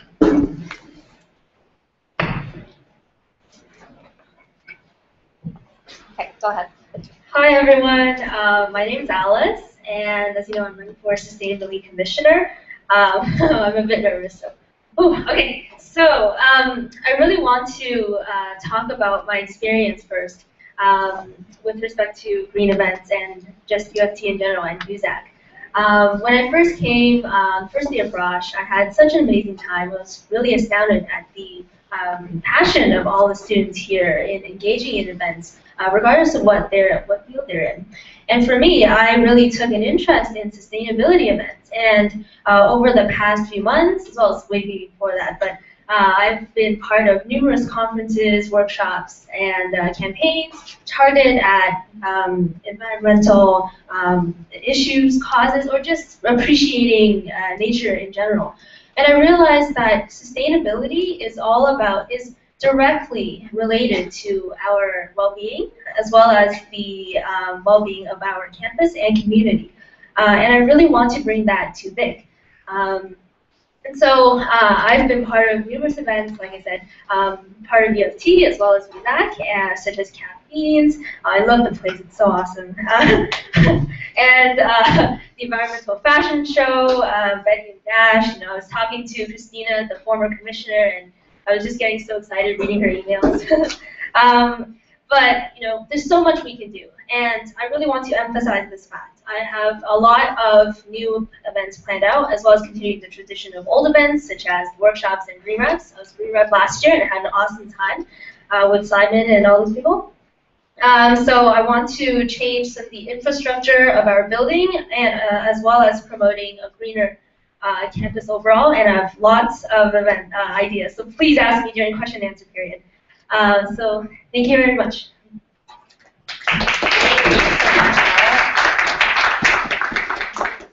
Okay, so next up we have Jahan B.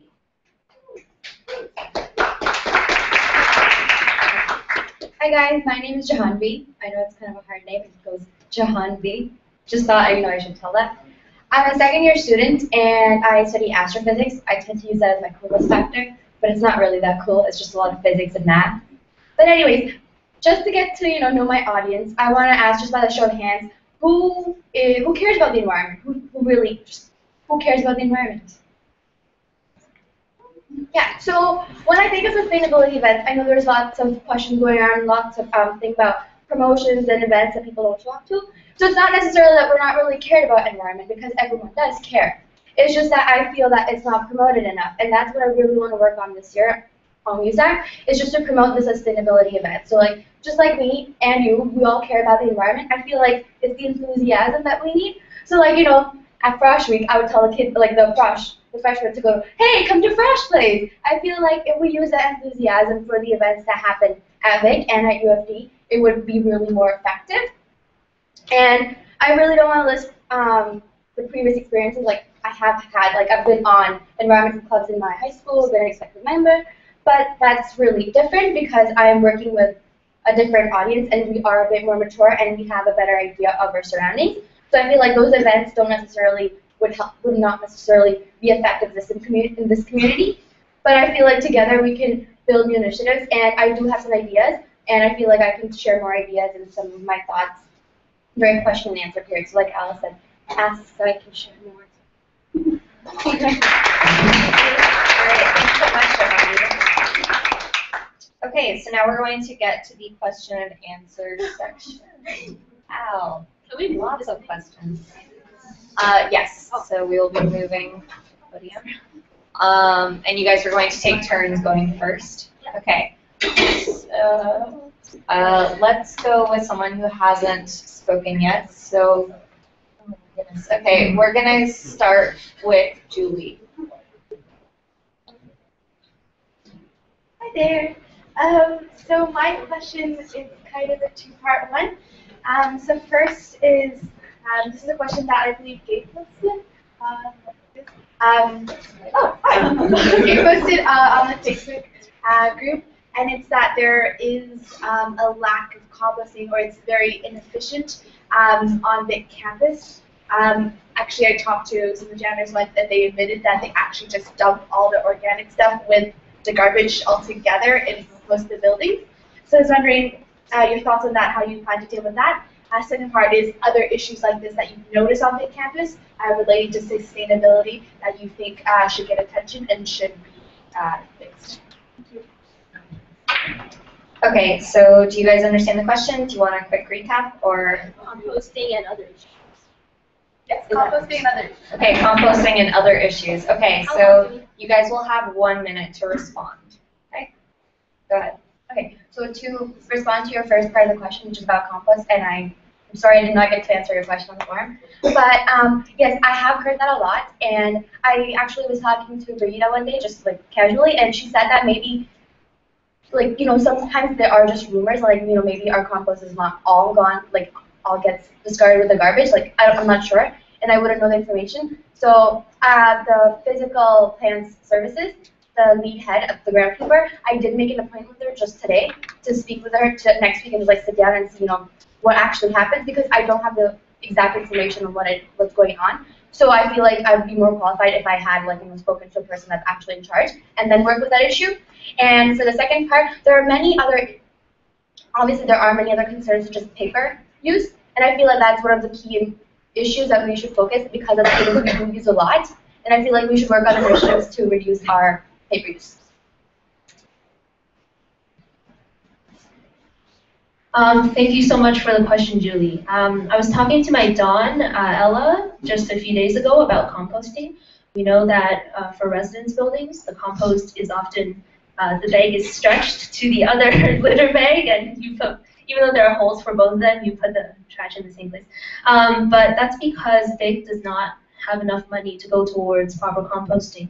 And Ella mentioned that resident Burwash Hall, the food, the cafeteria, they have composting, and they actually separate compost from paper trash. So I was suggesting that, hey, we can apply for funding from Victoria College, and we can actually hire students to bring the compost from the residence buildings to Burwash Hall in order to reduce our the waste we produce. Also, I want to really install and push for hand dryers in residence buildings. It's going to take a long time, but that's something I want to do.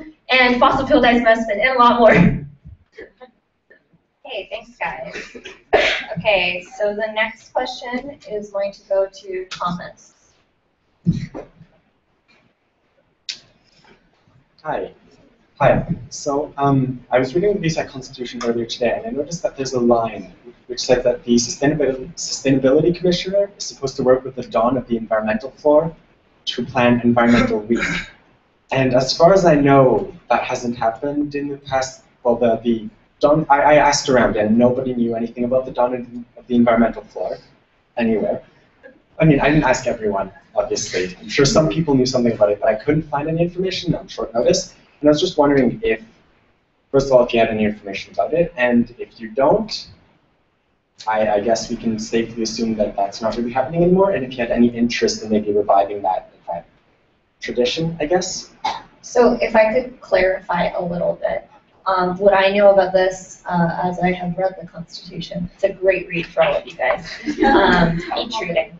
So the environmental floor is it used to be a thing, and it's not anymore. So I guess maybe candidates, unless you have more information than that on it, maybe we could just ask them to respond to the second part of would you be interested in reviving that. And I don't have much more information on what the floor consisted of. I think it was, sorry? It used to be like a cycle. It used to be a cycle, so like different floors would take that up every year, and then like different ones would take up like art, well, not arts and culture, but like different events and like initiatives basically where each floor was dedicated to that. Okay. So you guys will have 45 seconds to respond. Yeah, I was confused, like environment floor.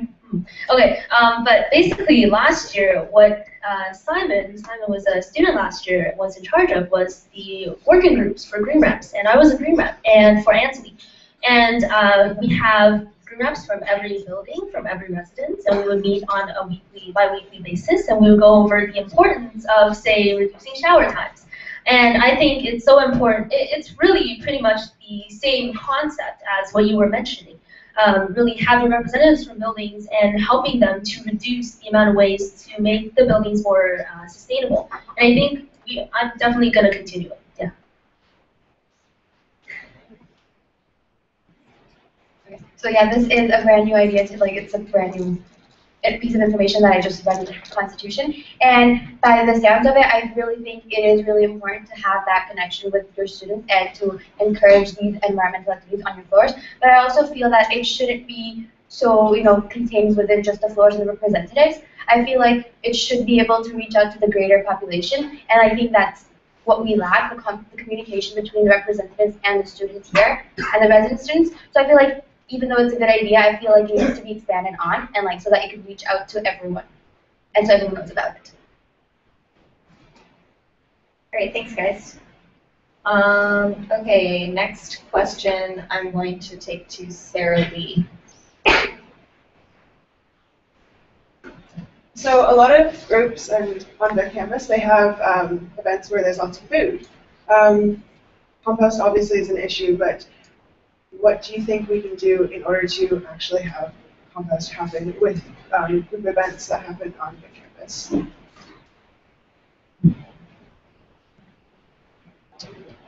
Okay, so do you guys feel good about, you understand the question? Like what type of events? So there are events where there are there's just food. And so like the one we just had now, people will throw out like the crust or just extras. And what do you think we can do in order to compost that or to minimize that? That's right, YouTube viewers, you missed out on some food. Okay, ready? No, there are more. 7. Okay, ready? Right, so thank you for the question. And I agree that there is a lot of food waste and it doesn't always end up to compost.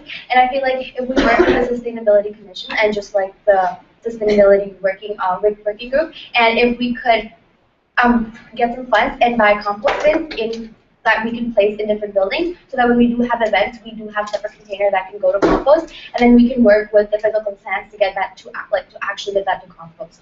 So I feel like we need to invest in getting the proper containers so we can actually dispose our compost and get that out to the proper. Yeah. I really want to point out, like I said, great question. So about the resident system, I mentioned about actually giving people honoraria, students honoraria to do the composting, bring them to Burwash Hall. It's a wonderful idea. I'm definitely going to look into it if I am elected. Even if I'm not elected, I would still look into it because it's awesome. But whenever I give workshops at high schools and I talk about sustainability, I always mention there's the prevent waste and there's reduce waste. There's a difference. First is recycle, reuse, reduce, which comes after. Recycling comes after you produce the waste, but there's also preventing the waste from ever happening. That involves planning carefully and how many people will come to the event. So to consider both aspects. Okay, thanks. All right, next question I will take from Lynn. Hi. So Caffeines has had a really close relationship with the Sustainability Commissioner in the past. Do you plan to continue and improve this relationship, and what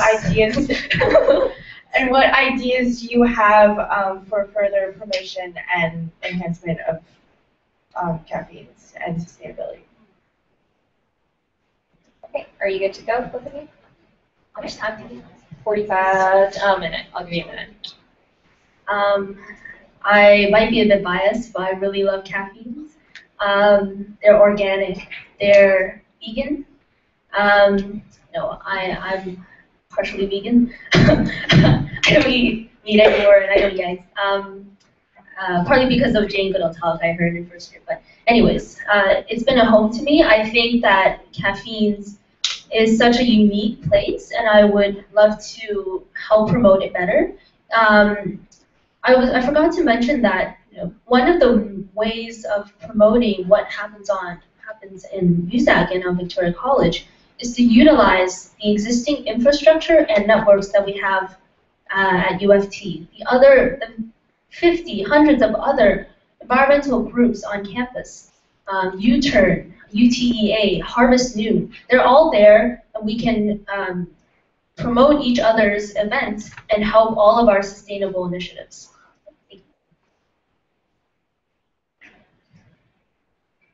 So just to confirm, your question was about improving relations with Caffeines and the Sustainability Commission, correct?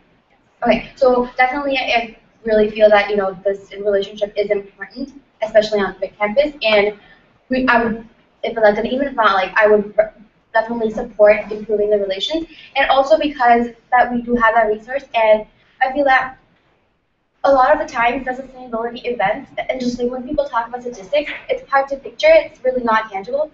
And I feel like with the resources at Caffeines, and I really love the idea of having mugs instead of just plastic cups, and we are trying to reduce that. So I feel that through Caffeines, because a lot of people do love it, and personally I love the place, and it's just so cozy. So I feel like we can work together and promote events, and a lot of the resources used at Caffeines are environmentally friendly, and I feel like through that we could promote it more to the students to give them some more tangible. If people can see that it's being used, I feel like they'd be more aware of the things that go around them.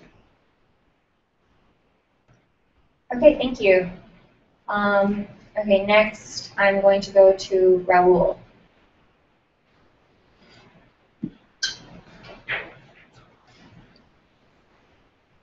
So something that came up in the last VUSAC meeting, something the Commuter Commissioner mentioned, was that during Vocal Pancakes, there's an issue with, it's kind of along the same lines of the composting thing, but so all the plates and stuff, they're all biodegradable, and the cutlery, but most of it gets thrown in the garbage anyway. So like, what would you like to work on in terms of improving labeling so that people actually, like a lot of people know what they need to throw out, but they just throw it in the wrong place anyway. How would you work with that? Okay, do you guys want a quick recap of the question, or do you, yeah.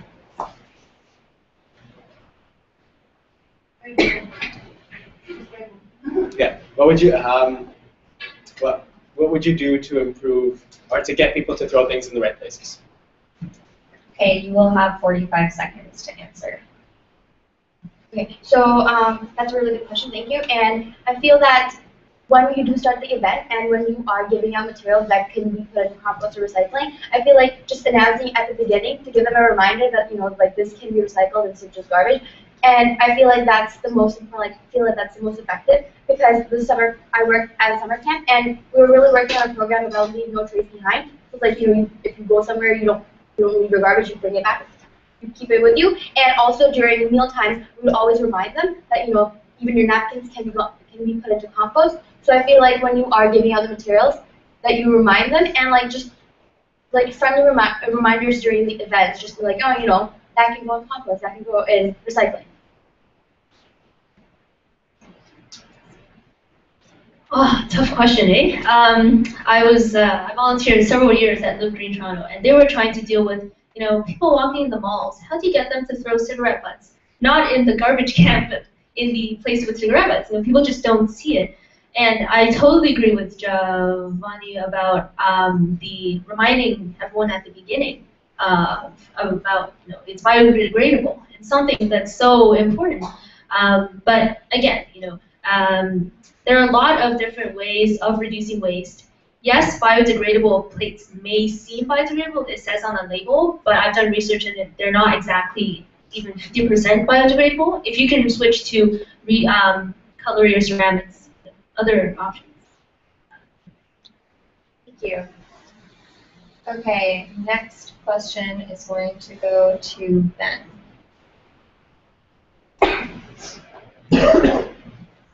Hi. So I don't know if you're aware of this, but there's currently annually a $500 community garden honorarium that gets given to the person who manages the big community garden. There is a big community garden.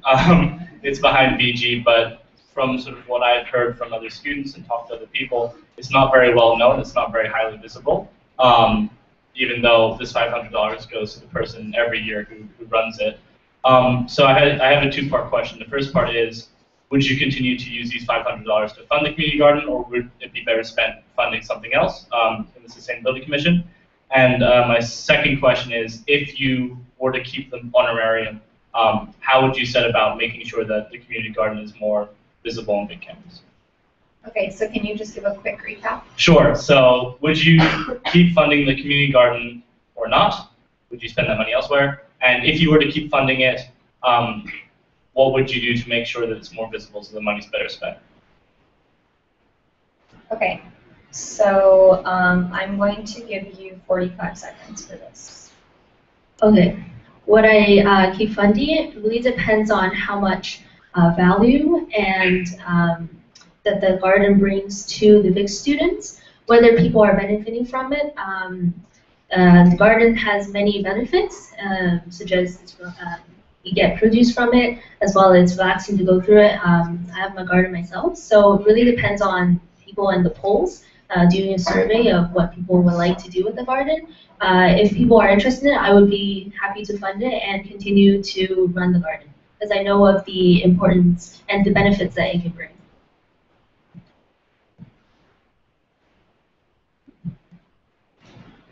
Thank you for the question. It's a really good question. And I do agree with Alice. It really has to do a lot with its significance in our community. And I feel like a garden is really useful. But I also feel that maybe not $500, maybe we could cut down a little bit because, okay, because it is not well known, we could work on, you know, making it more visible. And maybe, like, you know, cut down on the spending, not cut it out completely because it is important, but looking at, like, you know, the status of it right now, maybe we could cut down a little bit and use that to, you know, maybe promote it even more. All right, thank you. Okay, the next question I will give to, Ani. Just like a quick contextual question, have either of you lived on residence before? Yes, okay, so this might be a bit harder for you to answer, but I think it's still important. So there's a lot of waste that happens at Burwash, and that's a huge part of waste that happens at Vic overall. I know especially this is going to be difficult for you to handle as someone who's never lived on residence, but I think it's still an important issue for the Sustainability Commissioner to handle. So one thing that Burwash has tried is Trailless Tuesdays to try to reduce food wastage. What do you think of that initiative, and what else do you think could be done to reduce the amount of wasted food and resources at Burwash or even Ned's Cafe? So in summary, what do you think could be done better in terms of sustainability at food-related stuff?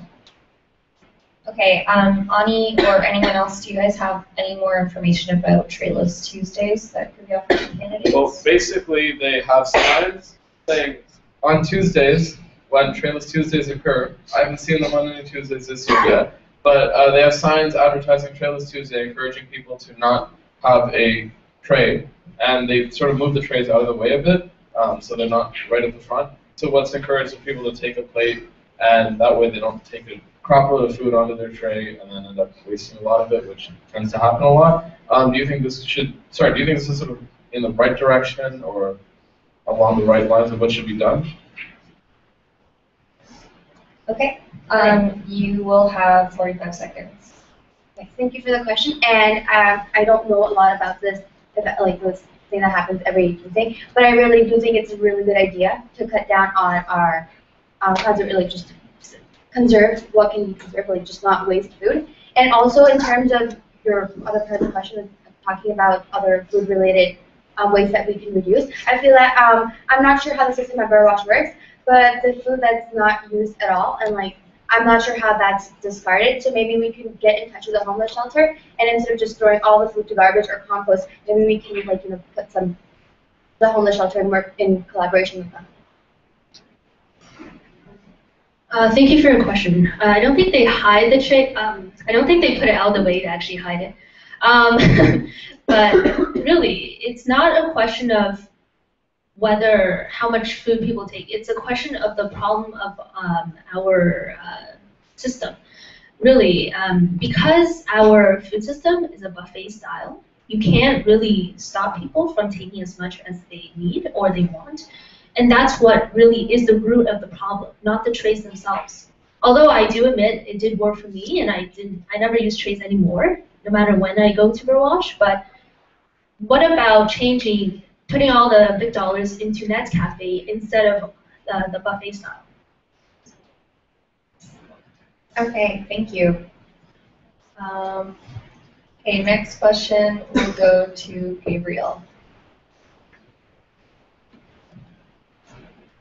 Two-parter.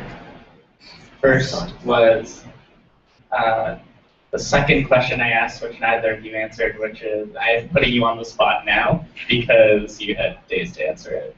Come up with one new and interesting sustainability event that you would pitch to have this year.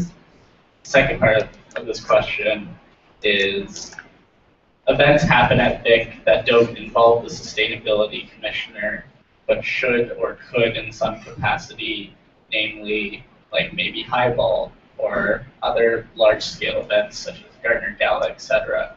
Do you see a way in which the Sustainability Commissioner have a role on, say, Highball committee or whatnot to ensure that sustainable practices occur on those events, and basically, like, how would you want that role fulfilled? Okay, thanks, Gabe. So can you just give a quick recap? Sure. So question With me. Question one is come up with a new and interesting sustainability event on the spot right now. Question two is, I know how unreasonable that sounds, but I asked this question like 5 days ago. Question two is, do you think the Sustainability Commissioner should be on all events committees? And if so, what role should they fulfill? Okay, so I'm going to give you guys a minute to answer. Thank you for the question. I apologize for not getting to it beforehand. I have a lot of new ideas for Victoria College, both targeted towards individuals as well as changing the system, policy, because I think both are important to solve sustainability issues. First of all, individuals need to take greater responsibility for composting, as I mentioned, the funding and the getting students to actually bring the compost to Burwash Hall. Second is installing hand dryers in residence buildings. Third is strengthening our connection with other groups on campus. And continuing to host workshops on civic engagement and a conference at the end on climate change. Thank you.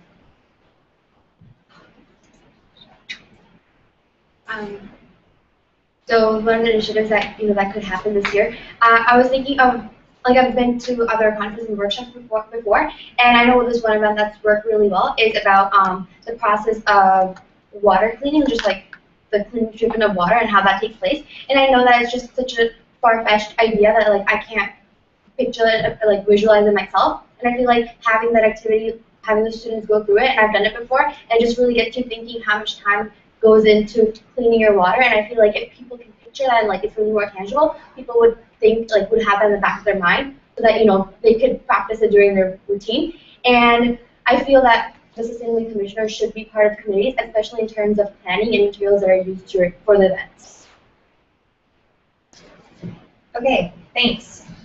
Okay, and the next question will go to Sarah Lee. And that will be the last question from the floor, and then I have one also to add. I noticed infrastructure is an issue, and you both, I think, brought it up during your speeches, but especially in this Goldring Center where it's a new building, but I don't see a lot of efficient ways like energy or anything else being used. In the commuter lounge, the lights never turn off. They are always on, and that is something I raised to the president, and we haven't been able to find a solution for that. But fixing infrastructure, like having automatic lights and such and whatever else, what do you think you can do for that?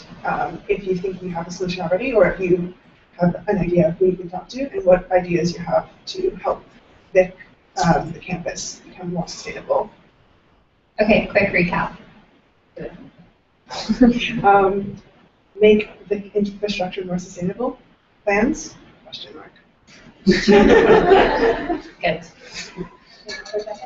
Yeah, you'll have 45 seconds. Thank you for the question. And I do agree that we need to work on better ways of conserving energy in terms of our infrastructure. And the idea about automatic lights and like sensor lights, I feel like that would require a lot more funding and a lot more just hands-on work for that. So I think that's a long-term goal. But I feel like just for now, I feel like I know in the cat's eye, like the air hockey table is always plugged in also. And I feel like if we could have a committee that would just take that down at the end of the day and just make sure that it's not always plugged in. I think that could be just any of the appliances in the building. I feel like we should have a committee for that just to make sure all the lights are turned off and everything. And I forget the second part of your question.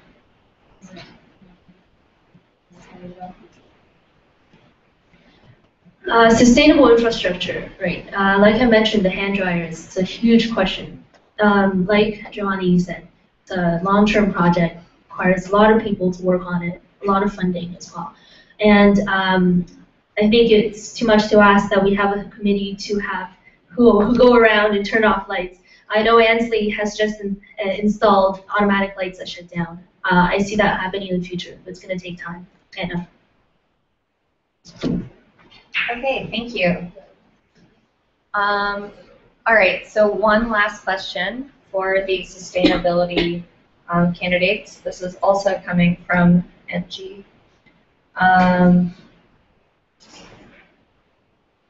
Okay, so what drives your passion for increasing awareness towards sustainable initiatives? Yep.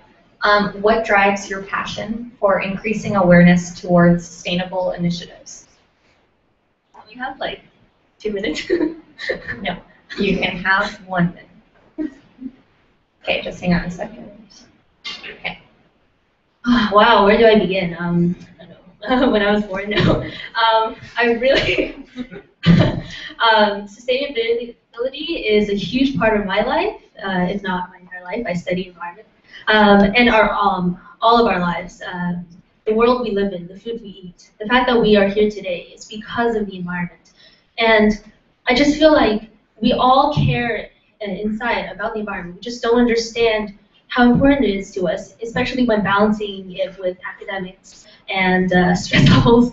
But yeah, I've hosted probably more than 5 conferences. I've talked to thousands of students about climate change. It's all around me. There was no starting point for when I really got involved, but it's only been increasing, and I hope to return my passion to VUSAC and contribute my many ideas to make our campus better and healthier.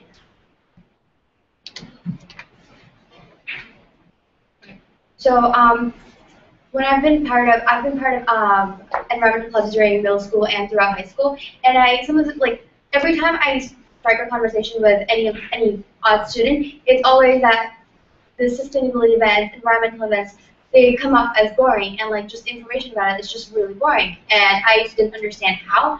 And it's just that I wouldn't call myself an activist. Like, I'm not like, oh, hey, you can throw down the recycling. Like, oh, come on, really, don't litter. It's not that. It's that I personally understand a lot more because I've been so involved, and it's a big part of my life, and it's helped me open up to all the waste that goes and how it's polluting our environment. And I feel that if I wasn't always like this, I wasn't always so involved with the events myself, but since I have become involved, I feel like if I could reach out to just one person, I feel like it's just like a chain that continues on. So it's like if I can spread the word to one more person, it will go on. Thank you. Okay, so thank you very much to our Sustainability Commissioner candidates. Hopefully you both win, but we all know what's going to happen. Okay, thank you so much, and excellent Okay, so we'll have a minute as kind of an intermission, and then we will have our Vice President External candidate.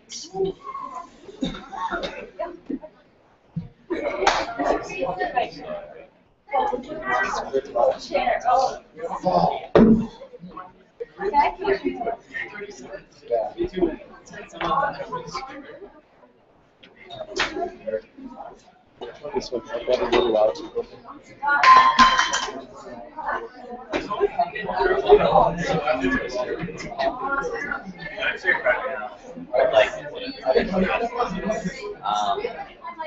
After you do your initial speech, I'm going to come up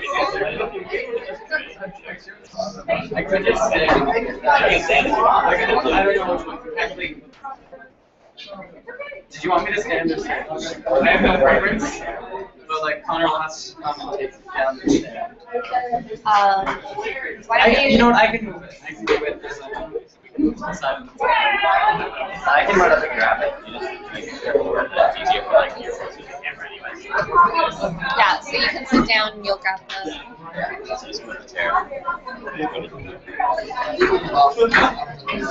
No, he's closer to the camera that way. He's closer to the camera. If I move it, he moves the chair. Okay. Then when he's in, it should be better.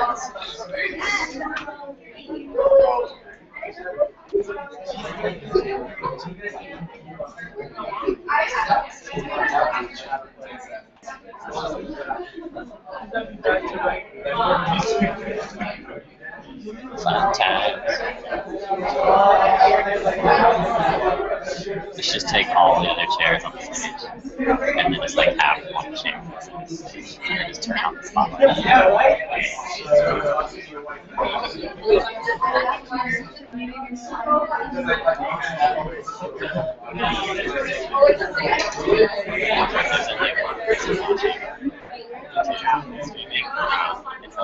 It's ours. Everybody else is locked up at this point.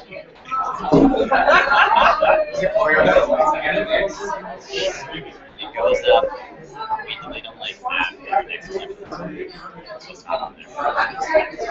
So basically just like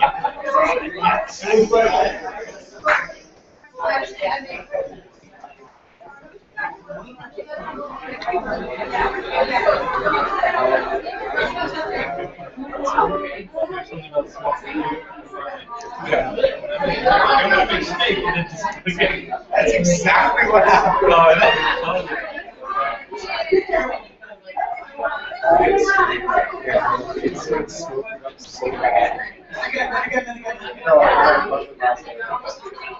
I'm not good. And then, so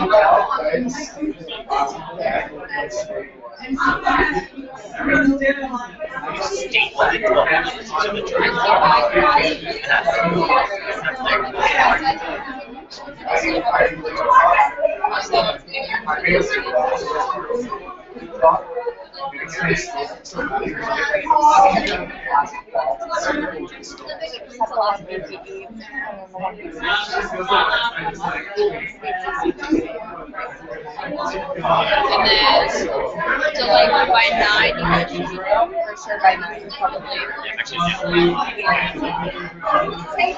Like what would I be?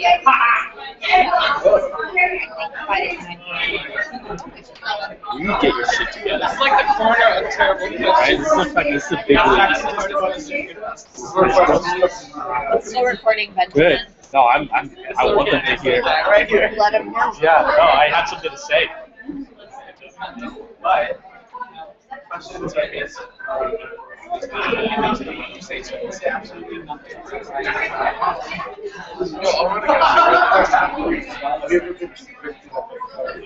Yeah, great. I'll fight you. I'm Robert. I'll fight you.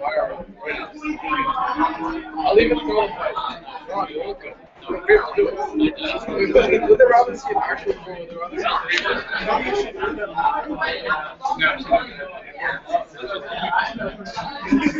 Good luck, Kareem.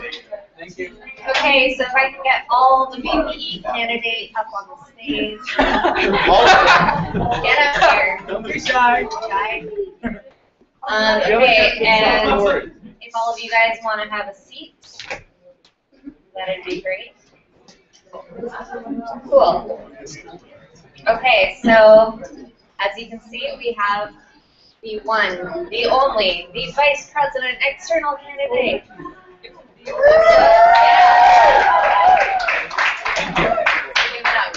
Kareem, you will have 2 minutes for a speech as well. I will give you indicators for 1 minute, 30 seconds, and 10 seconds. Okay.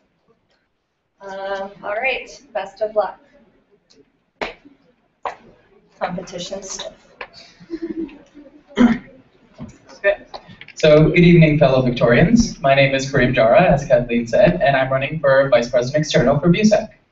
The question you should all be asking yourselves right now is, why should you vote for me?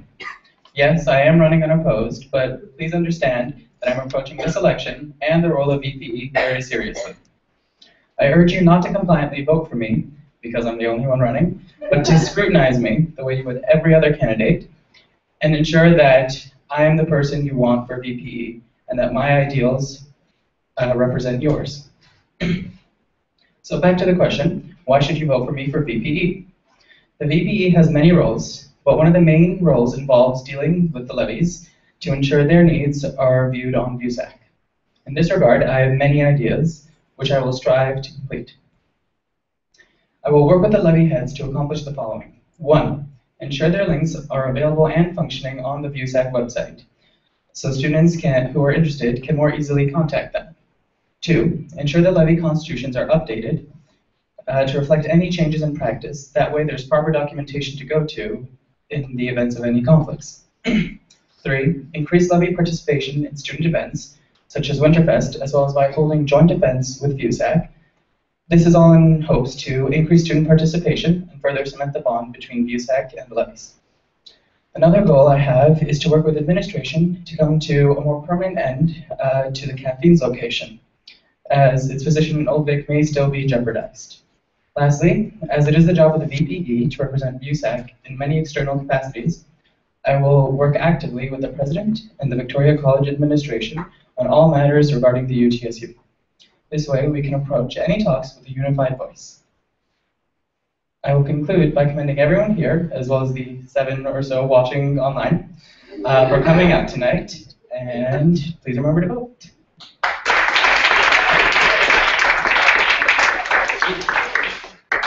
All right, thank you very much, Corinne. Okay. Anybody new with a question? Anyone at all? It's not about the person asking, but the question. Don't hate the person, hate the question. Especially Okay. if it's mine. Well said. Oh, but we have a new contender in the race. No. What? Sorry, what's your name? Liam. Okay, cool. So if you want to come up here. Oh, I've seen it. Yes, please speak into the mic. No, use the mic for you two. For you two. All right. Hi. So my question to the VP candidate is, what do you think about the relationship between VIC and UTSU? So that's a really long question. So Kathleen. you will have a minute. I can summarize it. Awesome. You'll have a minute and 15 seconds. Generosity at its best. Thank you. You're welcome. So number one, it's important with any summits or any such student talks that the people who arrive at the student talks speak with a unified voice. Sorry, I can't really see you. I'll look to everyone. So this is important, and I'll work with Rowan, if elected, as well as the Victoria College Victoria College administration to make sure that we approach the UTSU and any further talks with a unified voice, because it would be terrible to arrive and then I say one thing and Rowan says something else, and neither of our voices would be heard. Does that answer your question, or? Okay, thanks. All right, let's go to Gabriel.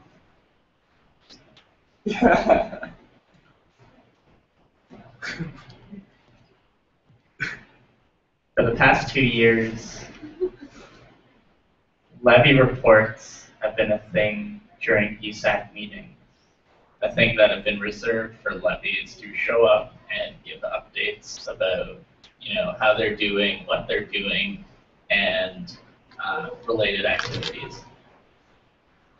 Unless forced via, having skin in the game, levies have showed up a grand total of 4 times. And in those instances, it has been like a single levy showing up just to give an update. How will you, as VP, force/coerce/nicely ask levies to show up to VUSAC meetings to give us updates on how they are doing financially/generally in order to brief the Victoria community at large as well? Because that has been a significant problem at VUSAC meetings, that levies have not shown up unless, I'm just giving this as an example, in the case of the cat's eye, it's only been for honorariums or the sweaters issue that was very prevalent last year. Can I ask one question about the question? Could we modify it to say not just necessarily to come to VUSAC meetings, but to have some kind of participation in VUSAC meetings? Participation / a physical presence. A physical presence / a report that they've been reserved for during every single meeting. And if you look at the minutes and you look at the agenda, there's a specific section that's specifically for levies to give an update that they've never taken advantage of when they should. Okay, thanks, Gabe. So you will have 45 seconds to answer. So this is a new council, and it'll be my first time serving on it. So it's important just to give them the benefit of the doubt. Also, the levy heads have been newly ratified since the end of last year. So it's important to approach them, just first email them, ask them to come. At which case they are defiant and they don't come and they're non-compliant. Then at that point we can take action. Because they have been ratified by us, we can also ask them to come in. and if we find that they are in gross misconduct or misspending funds, then we can take appropriate action. Does that answer your question as well? Not quite, but. Do you want to ask Do you another wanna ask a question? follow-up question? I'll allow it since we have one candidate. Right. So specifically, like, in the cases that like gross misconduct occurs, and again, I'm not trying to harp on the cat's eye, but the cat's eye sweaters is like an example of that. They have shown up because they have skin in the game. But in the cases of like caffeines or BCAA, like those groups don't show up on a fortnightly basis as like they normally should or normally could. My question to you is, how do you get them to do that as they've been defiant for the past, at least because I've only been here 2 full years in the past 2 full years? Okay, you'll have 30 seconds. So as VPE, it is the VPE's role to communicate with the levy heads. So in the case where they are not compliant to communicate with the VPE, then that is in itself just being non-compliant, and that in itself should be, if not grounds for dismissal, then grounds for at least tabling that idea to VUSAC. Is that, Okay. oh, is that better? A little. I'll talk with it. I'll talk with it. Thank you. Okay, next question I'll take from Ash. So if you could speak into the microphone. Also, I love the cat's eye. Yeah. I really do. I agree. So my question to you is, if elected as VPE, what is your interaction with the residents community at Vic going to look like for this year? Okay, so you will have 40 seconds to answer. 40, not 45. 40. Okay, that's a weird number, but okay. So also, it is part of the VPE's role to meet with the House presidents and the building presidents. Now, there's no need for the VPE to know where the garbage chute is or how to properly dispose of garbage in the house because I'm not living there, or I will not if elected. Instead, it would be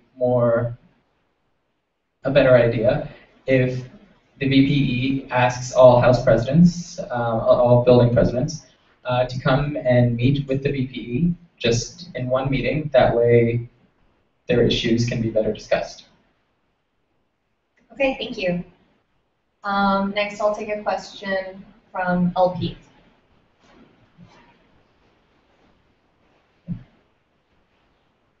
Simple question. What can you and you only bring to VUSAC?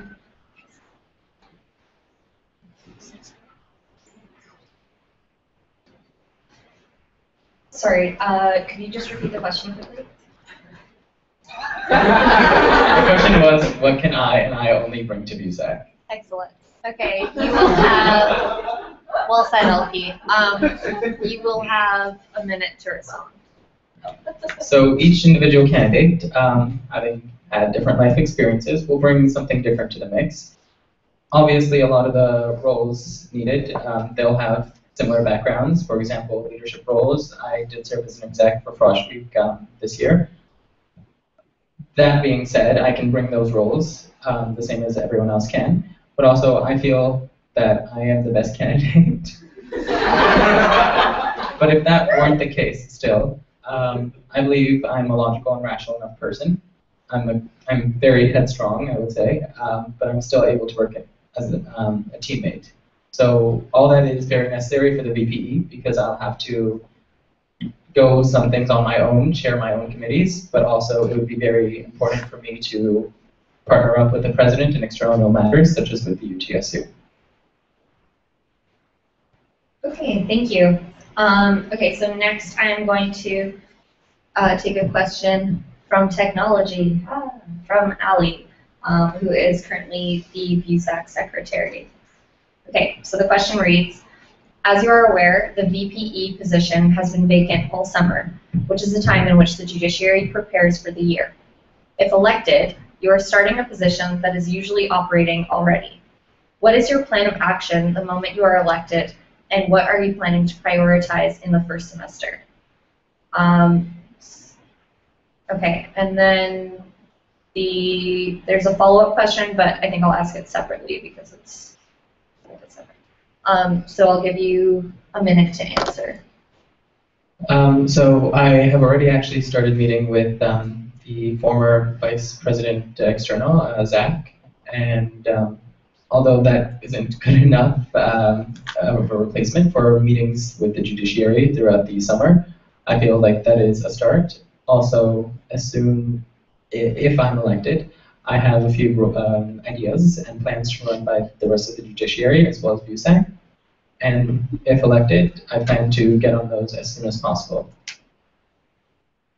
Okay, and then I will ask her follow-up question, which is, do you, in your opinion, do you find levy relations to VUSAC as well as the big student body to be disconnected?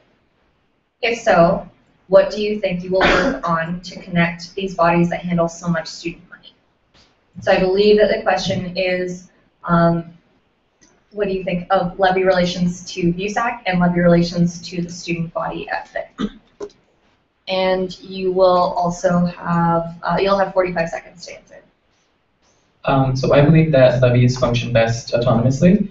That being said, because they do receive so much student money, student funds, it's important to keep a close, open relationship with them, and also be firm with them, especially in financial matters. So whenever they're submitting a budget, it's important to speak with them and make sure that they've completely flushed out their budget, as well as when we ask them to come in for a meeting, if USAC asks them, then it's important that they arrive at the meeting. Otherwise, there would be a reason to take some action against them.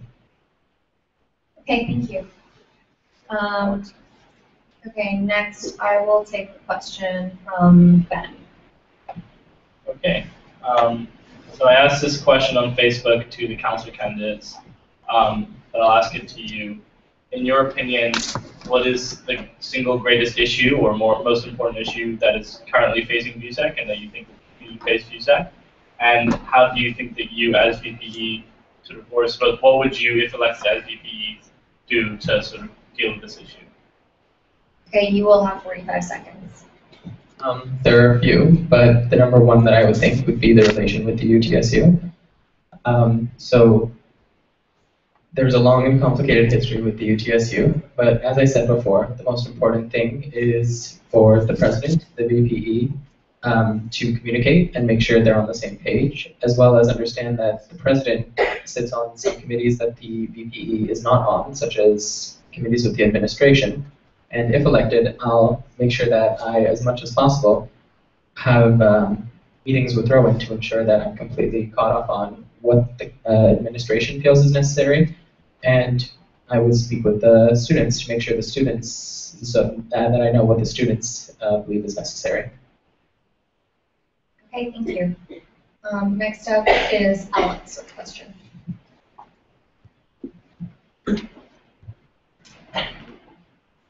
You mentioned that the primary point of contact with residents' life and with the residences itself would be the building presidents. I was wondering what exactly you would hope to accomplish through meeting with the building presidents and what type of interactions you'd be looking forward to having with them. Can you be a bit more specific in terms of what interactions? Like, what would you expect to gain from the building presidents? Like, because working with them would be a two-way street, so what would you want them to bring to the table, and how would they best be able to help you in performing your job? You have 45 seconds.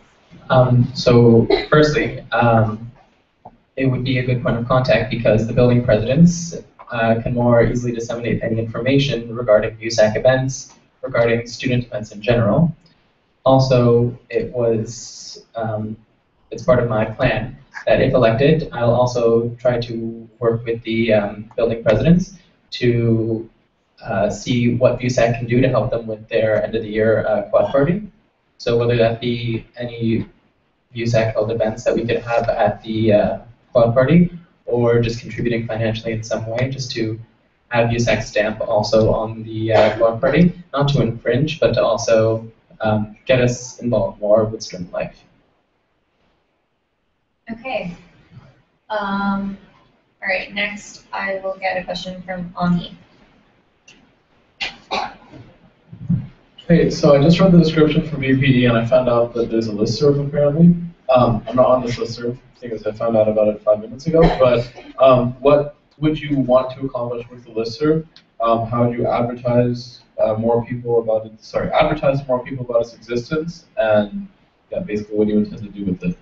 Actually, if I can, Yeah. if I can clarify, the description on the website is outdated, and the VPA used to control the listserv. Now that goes to the communications coordinator. So, yeah. Talk to Sumita to get on the listserv. Yes.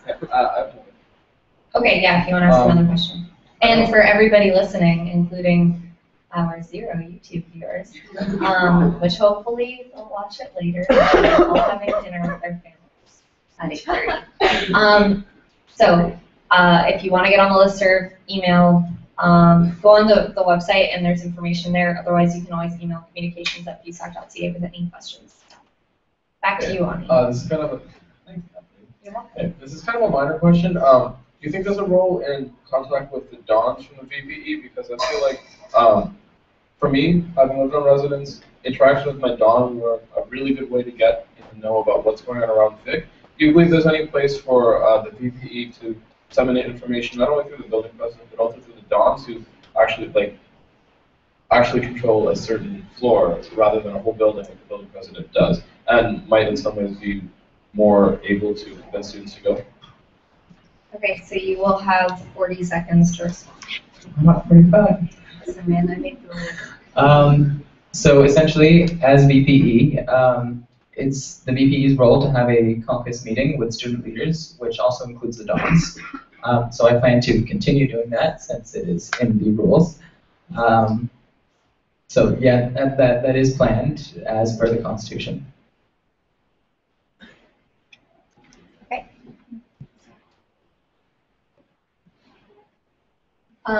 Yep, Ash, Ash wants to clarify something. Okay. So usually dons are supposed to be impartial. So a lot of the information that we get from VUSAC, the building president runs their own committee where it's made up of a floor president. So they pass that information to the floor presidents who also work with the don, and so essentially there's a president on each floor, so they can pass that information to their respective floors easier than a don. So. Should I rebut that or? Rebut that or back to that? Respond to it. I think she was just clarifying. You can speak for 15 seconds. Cool. So if it's just an event as, say, just them advertising to go to Winterfest, I don't see that infringing on their impartiality. Secondly, the dons are also supposed to be at the caucus meeting. I don't see that also infringing on their impartiality, but we can talk about it later. Okay. Okay, the next question that I'm going to take is from NG again.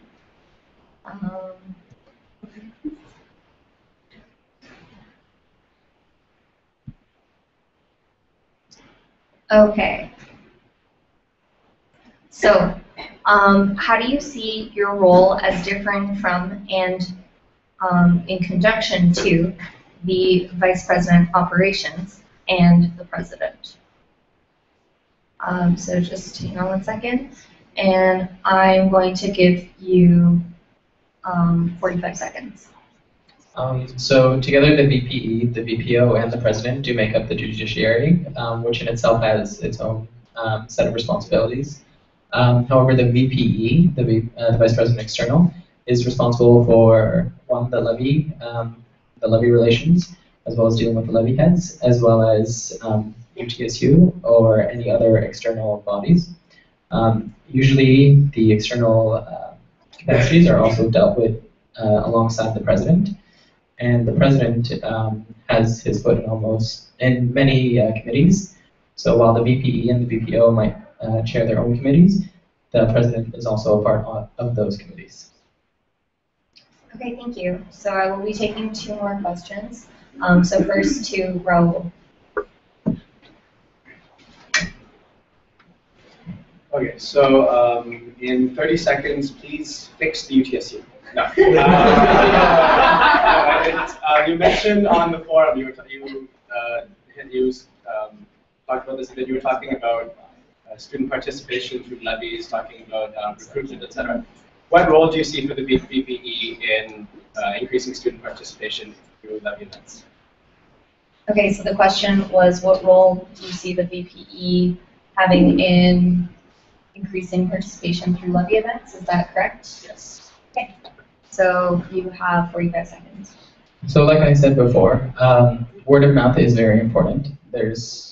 I know it seems difficult to imagine in such a large community, but that is still really important. If I tell all my friends that I'm going, and then they tell all their friends that they're going, it'll quickly spread to be a party for the community. In addition, to try to work with the levies and the levy heads to increase student participation within those levies. Number one, like I said in my speech, I'd like to make sure that all their links on the VUSAC website are functioning. That way any interested students can contact them more easily. And also try to get them involved in Winterfest. That way they're not just there during orientation week, but also Winterfest. Okay, thanks. And last question is going to be from Gabe. So we also have UTSU Vic college directors on the board of directors. Last year, similar to my levy reports question, those members also didn't attend meetings basically in its entirety. I think we had both of them for like one meeting and one of them for 2 meetings for the entire year. So in order to like improve that relationship, which is technically a relationship with the UTSU because they are our representatives on the board of directors, as it stands. My question to you is, how can you coerce / force / ask nicely of them to attend those meetings and also liaise with the UTSU similar to the way that you do? Okay, great question. Can you ask it more concisely? Sure. Yeah. We have UTSU board directors for Vic for now. How will you get them to come to meetings because they never show up? Okay, so great question, Gabe. You will have 45 seconds to respond. Now the UTSU directors for Vic, they're not mentioned in the Constitution, I believe. Correct me if I'm wrong. I believe they're not part of our constitution. Yeah, so they're part of the UTSU. So like I said, yeah, we can't really do anything about them, get rid of them in any way at the moment. That being said, again, my approach to them will be similar to levies in that it's a new council this year, it's a new role. If I'm elected, I'm a new VPE. I'll ask them again formally to come to the meetings. It is my job to invite them, or it would be my job to invite them if elected. And if they fail to show up, we can take our concerns to the UTSU itself. Okay, thank you. All right, so thank you very much, Kareem. And we're actually going to power right through to the next portion, which is our last but not least portion for Victoria College Council. So we have just the one candidate, Kareem, or just kidding, Raul up there. Yeah, so Raul, you will have 1 minute for a speech, and then we'll take a few questions. And then that'll be it, guys. All right, so whenever you're ready. Okay, so thank you all for coming and staying so long. I know it's a Friday night. This is definitely the best thing the most interesting thing you could all be doing tonight. There are only 5 current members on the VCC out of a total of 16 or so, and this is our main representative body to the faculty. That's a problem. This is the main group that represents the student experience to faculty and manages to influence their decisions in terms of organization. I think that's an issue. This is why I want to run for it. I have experience I have a lot of experience discussing and working with professors, with faculty, and I want to use that. That's it. Thank you. Okay, thank you, Raul. Okay, so questions. Okay, so I'll be taking a question from Ani. Raul. Just wait till you have the mic, please. What are the main issues you hope to combat through your involvement with the VCC? You have 45 seconds. My understanding of the VCC is that it's not so much a combative role, it's more a role of giving an idea of the general student experience. So it's not that we're so much fighting for rights in relation to faculty, it's more that we're speaking on our general experiences with courses, with academia in general, so that they can make better informed decisions that reflect the needs of students in relation to work and in relation to course material. Okay, thank you. Questions for Raul? Okay, is that it then? All right, thank you very much. Okay, so Raul, round of applause.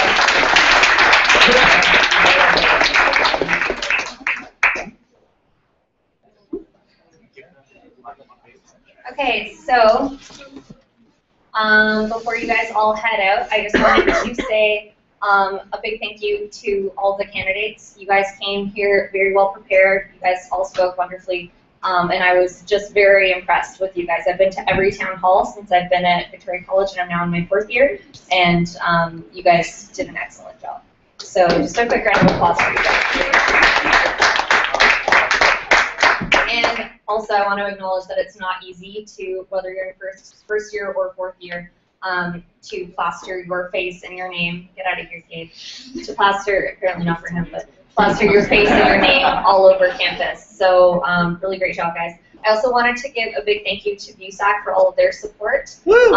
Especially Rowan and Angie have been a big support throughout this whole process. And Connor, thank you very much for all of your help tonight. Also, the Cat's Eye has been great. Boca has been great in helping to host this event tonight. So, round of applause for them. And last but absolutely not least, voting is going to start tomorrow. Yeah. So you will be able to vote actually tonight, starting at 12:01. Yeah. Yeah. At voting.utoronto.ca. Okay, if you have any questions whatsoever, please email me at cro@vusac.ca. I'm happy to respond to any of your questions. Is campaigning over, or does that finish at midnight? Yeah, so campaigning is going to be over unless it's online campaigning, which you know the rules for that. Campaigning will end tonight at midnight. Hey, thank you so much for coming out, everybody. Oh, yes, yeah. By the way, the one September, 5% April.